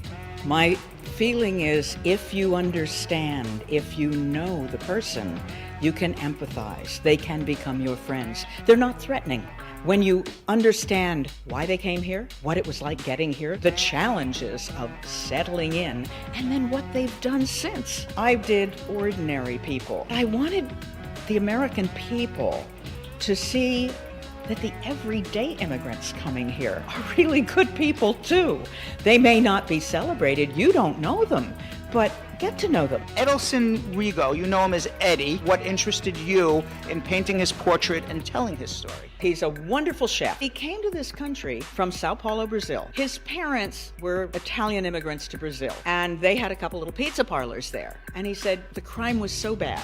After the 8th bloody robbery, they retired and went off into the safer countryside. But he was a young man. He needed to work, and he liked to cook, and he liked the big city. So he goes online and he says, does anybody need a pizza man? The pizza parlor in Long Island said yes. And they brought him in and, of course, got the visa. But then he got a job with a coffee importer in the city, which he loved because it brought him right into Manhattan. He started setting up espresso bars for this company, and they were very popular. Unfortunately, the company didn't survive the Great Recession.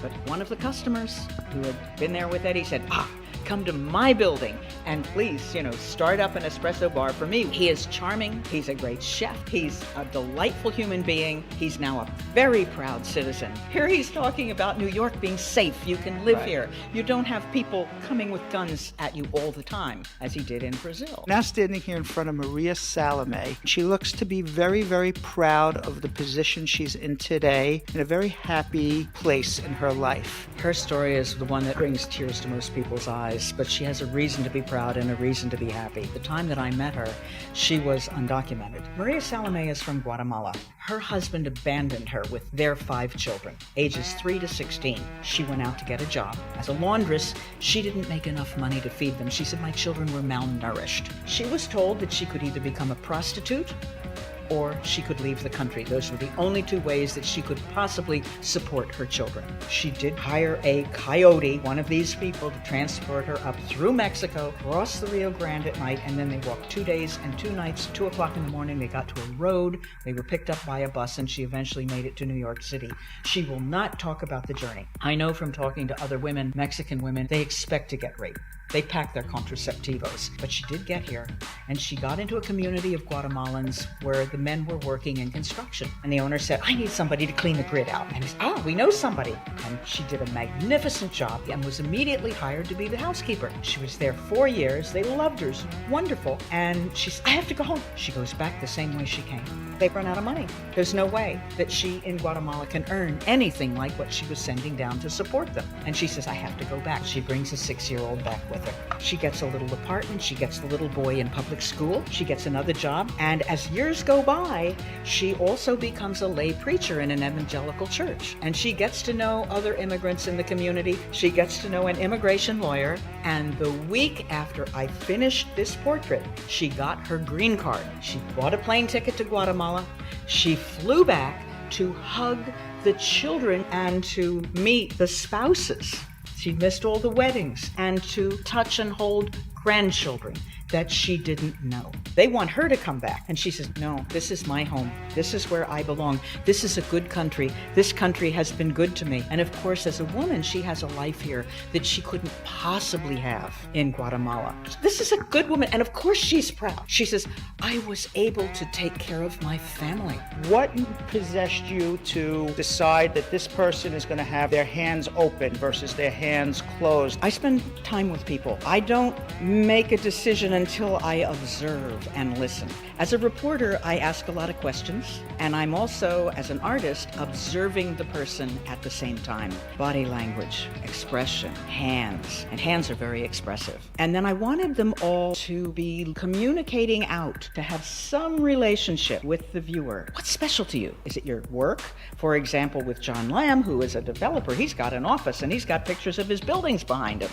Or in the case of Rika, it's her beautiful home. She teaches in a school. She had these gorgeous saris, even though what she's wearing underneath it is something that she would wear to school, because she's a woman of 2 cultures. That spoke to me. Richard Mazda, who is a director in a theater, he's in the theater. In the case of my Burmese person over there, Mio Thwei, he has a cart where he sells Burmese bites. That's his business. We're now standing in front of Abdul, and he looks like he's very relaxed. Perhaps he's even a student. Well, the reason he's relaxed is because he's not in a war zone. If you had been through what he was through as a child, you'd be relaxed too to be studying and getting a master's degree in public administration at the Maxwell School in Syracuse University. He was born in 1980.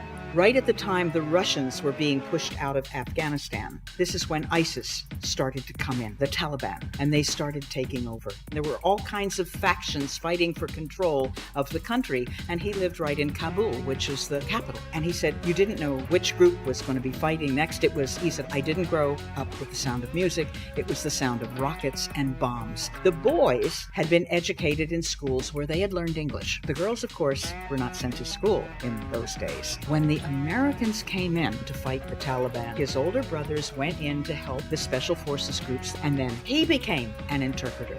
And then he also helped to try to train some of the other people, the locals, to have better government. The tables started to turn. People who, like him, had worked for the Americans started to disappear.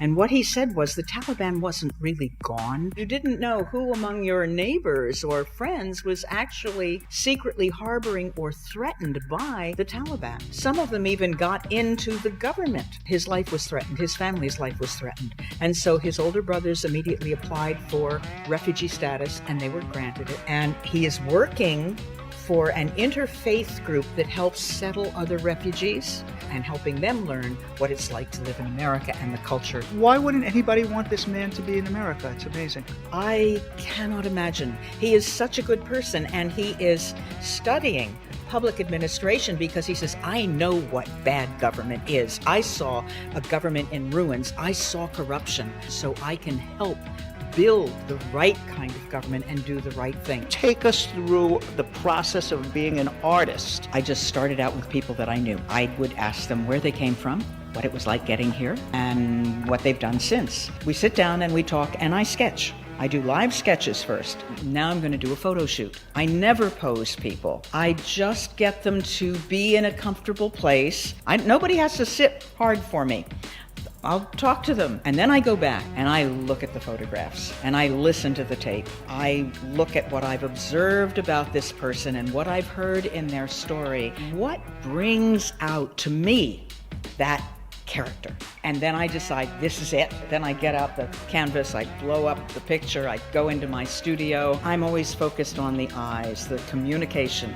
The face is always going to be in sharper focus. I'll work for 3 to 5 hours at a stretch. I really get into it and I just keep going. What were their reactions after you showed them their portraits and their story? Well, they see it from the very beginning. I show them the pictures that are going to be my primary reference, and they all like them. Every day that I'm working, at the end of that day, I take a picture and I send it to them. We're in front of Perez Luxama. He's a very well-dressed man. Perez Luxama, his grandparents on his father's side were murdered by Papa Doc Duvalier, the dictator in Haiti. His father fled the country. When there was a government change, his father came back. His mother worked for the Roman Catholic Church. But there was a Roman Catholic priest named Aristide who became the president. When Aristide was deposed, thrown out by a military coup, his mother disappeared. Finally, they discovered that their mother had been exiled by the military.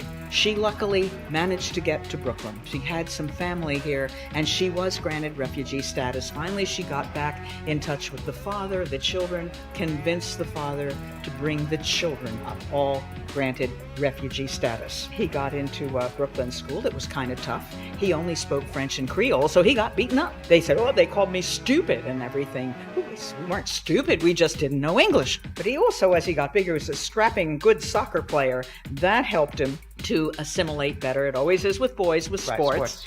And he won a scholarship to St. John's College, and he was very good always at math and science, which didn't require the same language skills. He went to college. He became a teacher. To this day, teachers dressed like this. He wants these kids, particularly the boys, to have respect for a man, for education. He's kind of a surrogate father to a lot of boys who really don't have a relationship with their fathers. He also founded an organization called Life of Hope, which is a center for helping immigrants, particularly Haitians, so that you can be a productive citizen. He has a brother who is a priest, and he has another brother who joined the military right after 9/11 because he said, this is my country, I want to help it. And he's a military officer to this day. Talk about a family that had something to give. This is the only painting that's perhaps a little out of sync with the rest. This is a painting that represents the people who declined to sit for me. I wasn't surprised when I put the word out to 2 undocumented women that they were unwilling to sit. That's understandable. But what really stunned me was one young man. I'm ready to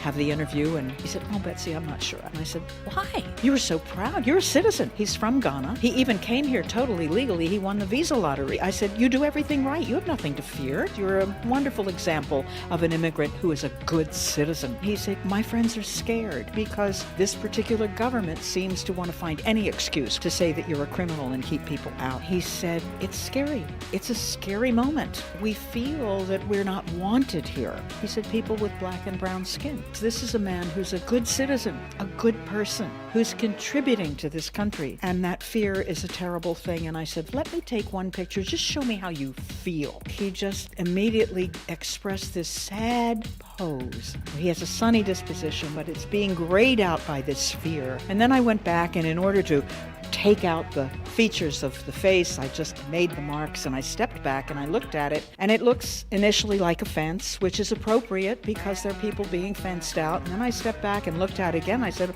good heavens, it's a swastika. Do I want to fill that in? No, because that is a universal symbol of fear. And what's more, it's that kind of divisive fear against groups of people. So it's appropriate because you can't deny that's what's going on now. I call this, finally, it's the last picture in the exhibition. What has the reaction been so far? Oh, it's been wonderful. People have actually shed some tears. They said, you've really touched my heart. These stories are so wonderful. Thank you for doing this. Some have said, I'm an immigrant, or my parents were immigrants, and I remember their stories, and this just brings it all back to me. It's time to get this story out. And I just think America has to remember, this is who we are, and this is what built our country. You have a lot of thoughts to ponder. What really speaks to you and says it all succinctly? Pope Francis. When we turn our gaze to immigrants and refugees, we discover that they do not arrive empty-handed. They bring their courage, their skills, their energy and aspirations, as well as the treasures of their own cultures. And in this way, they enrich the lives of the nations that receive them. What is this country but a country of immigrants who have enriched America? What it means to you, the term the American dream? I've achieved the American dream, which is to do something meaningful and to put it out there and to have good people come and be moved by what I'm doing. Betsy, wonderful. This is wonderful. You're wonderful, and thank you for coming on our show. All right, I did that a while ago. I forgot about that interview, but it was really beautiful. Yeah, she was those very are good talented. pieces. Yeah, very, very good pieces. I want her to paint me. What? I want her to paint me. Paint you. Yo-Yo wants a self-portrait from Betsy. Yes. Yes. We had a few other people saying that in the chat. Can you imagine if Betsy goes, I call this baby boy. Frame me, maestro. Frame me, maestro. Baby boy. I call this is my masterpiece. I call this baby boy. The Mona Lisa, nothing on baby boy. Nobody's got anything on baby boy. Right. Gotta make sure my eyebrows super up though, yeah. All right, Maestro, we got speed round. I'm told 2 minutes and 30. Is that what it is? 2 minutes? Because we're already going to be running on OT. Right, 2 minutes and 30 seconds. I'm going to answer 18 questions. 2.5 minutes. In 2.5 minutes. I hope that Pizza did not give us any open-ended questions. I hope so too. Yesterday, we'll see. One of the questions was a 131 essay answer. Yeah, it was like an essay answer. They wanted an encyclopedia. I'm like, wait, we're gonna explode. Not in this round today. Right. If it's open-ended, to be like open-ended, and we'll pass. Fine, we're gonna pass it. I'm not even gonna try. 2:30 on the clock. Right, they're waiting on us, guys. Okay, ready. Go. Asking for a friend from Marge Higgs, who has an AP. He has an ETA for Canada, but wants to know if he can fly to or drive to Canada. Either one. Hey, y'all, this is Sexy Shan. I have a question. If I file a Vawa 9 months now, should I get a work permit by now? Please explain. You have to file an adjustment or wait for the Vawa to be approved. Anuka says, my question is, which form do I need for a second affidavit of support because my income isn't enough? Chop, chop. If you entered illegally in the U.S., can you travel on advanced parole? Yes, if you got an adjustment pending. Jacqueline saying, I'm asking, what's the fee if the file for my son is 16 plus? It's $1,760 for an I-130 and adjustment per person. Alrighty, how many weeks will it before I receive a receipt from the USCIS? About 2 to 3 weeks from the time you file. Michael says, can a U.S. Citizen receive Medicaid sponsor spouse from Africa? No, because you'll be denied for poverty guidelines. How can we get a U.S. passport for a 22-month baby who was born abroad for a U.S. citizen father? You got to prove that you've been in the United States for 5 years prior to the birth legally, and that you were a U.S. citizen at the time of the birth, and you walk into the U.S. Embassy with that evidence, and they'll give you a passport for the baby. Jerome says, after being married, how long does it take to bring the spouse to USA? You file the next day. It takes 12 to 18 months. Randy says, can you do a status adjustment after being in the U.S. for 5 years illegally? Illegally? I mean legally, excuse me. Yes. Remember the 105-year-old person. Chiga says, so far, I did my biometrics and got a courtesy letter. How long for my I don't know. Only the Magic 8 Ball knows when your interview will be. Michael asks, can USC receive Medicaid sponsor spouse from Africa? Does the public charge rule inform in effect out there in the world consulates? Yes, it's out there in the world of consulates. Can someone who is sponsoring another individual adopt a child without affecting your immigration case? It only affects it that there's more mouths to feed for the affidavit of support. How long between embassy interview to having visa in hand? Depends. It could be a day, could be a week, could be never. Hello, my case, Joseph asked, hello, my case was approved since November 2018. I would like to know exactly time NBC takes to send a letter interview. No.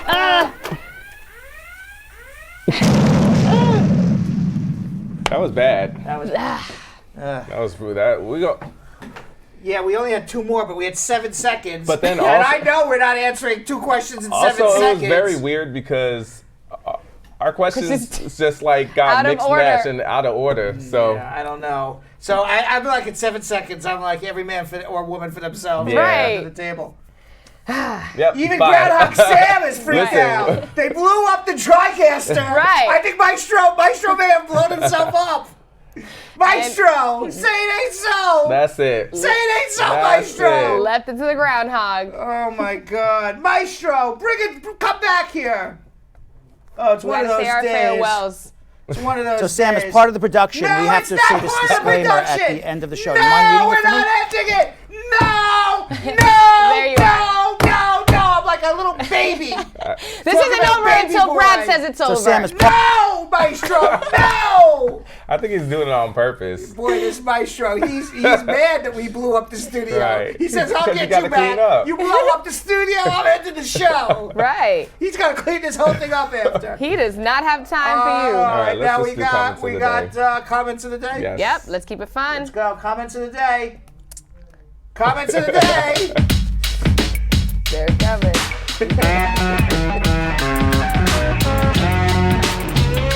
Alrighty, comments of the day. Carol Anderson, the Tiger, said, this is like the real TV show CNN. You get news all day long. It's the go-to see and watch. That's right. That's right. So we're the cooler version. That's right. Quite much cooler than CNN. Absolutely. They're too stiff over there. Yeah. Yeah? Let loose. We don't wear ties here. That's right. You ever see CNN blow up their studio every Right. day? Right. Never happens. They want right? to, though. That's right. You ever see Anderson Cooper in the middle of a show just end it? And just like, sorry, we're done with our show. I wouldn't be surprised about that, though, Anderson Cooper. All right, our second comment of the day comes from K Stages Fawn, saying the most informative and educative show, 100%. All right, Hey. Yeah. Elizabeth Francis says, try to get yourself the best Xmas gift on, okay, thanks for the drum roll, on the year immigration issues by making your appointment with the best immigration lawyer, Brad Bernstein. right. Make it a date and don't be late. That is right. That Give is yourself true. that Christmas gift. Yes. All right, our fourth one comes from Tale, saying, all I want for Christmas is a bigger TV to watch my favorite show. The 75 inch is too small now. Dang. Yeah. Bigger than 75? Damn. That's a damn. She's trying to upgrade to like a movie screen. Yeah. She's Brad, gonna get maybe you should- reclining maybe- seats. All of a sudden, we're going to Tally's house. She's got IMAX Right. experience going on over there, right? I'm here for it. Yeah. Alrighty, and to close things off, from Counselor, it says, Brad, YouTube and Facebook is too small for the Brad Show and the wealth of knowledge. Brad, Good Morning America, CNN, BCC, Democratic Debate should be your platform. I agree. There you go. We got one person Say who wants less. to put us all over. All right. Now we're ready for the groundhog. Yes. We'll see you all tomorrow for Hump Day. Thanks So for Sam, as watching. part of the production, we have to say this disclaimer at the end of the show. Do you mind reading it for me? Okay, but you know, Brad, I have to do everything around here. It's bad enough I've got to remember everything that happened on the episode from the previous day. Forget it. I'll do it. The proceeding was information only and not specific legal advice. Consult an attorney about your individual situation. Prior successful results do not guarantee a similar outcome in the future. To make an appointment with the Spar and Bernstein law firm located at 225 Broadway in New York City, call 1-800-529-5465. That's 1-800-529-5465. Easy to remember, 1-800-LawLink. That's 1-800-LAWLINK. Once again, make a call to 1-800-529-5465. And of course, link up with the law offices of Spar and Bernstein, located at 225 Broadway on the 5th floor. If I were you out there, make the call, make the link, make the connection, make it Spar and Bernstein. 1-800-LAWLINK. That's 1-800-529-5465. And now, conveniently located in Hartford, Connecticut on 1 Congress Street. Visit us in Connecticut or in New York at 225 Broadway. That's 1-800-529-5465. 1-800-LAW-LINK, 1-800-529-5465.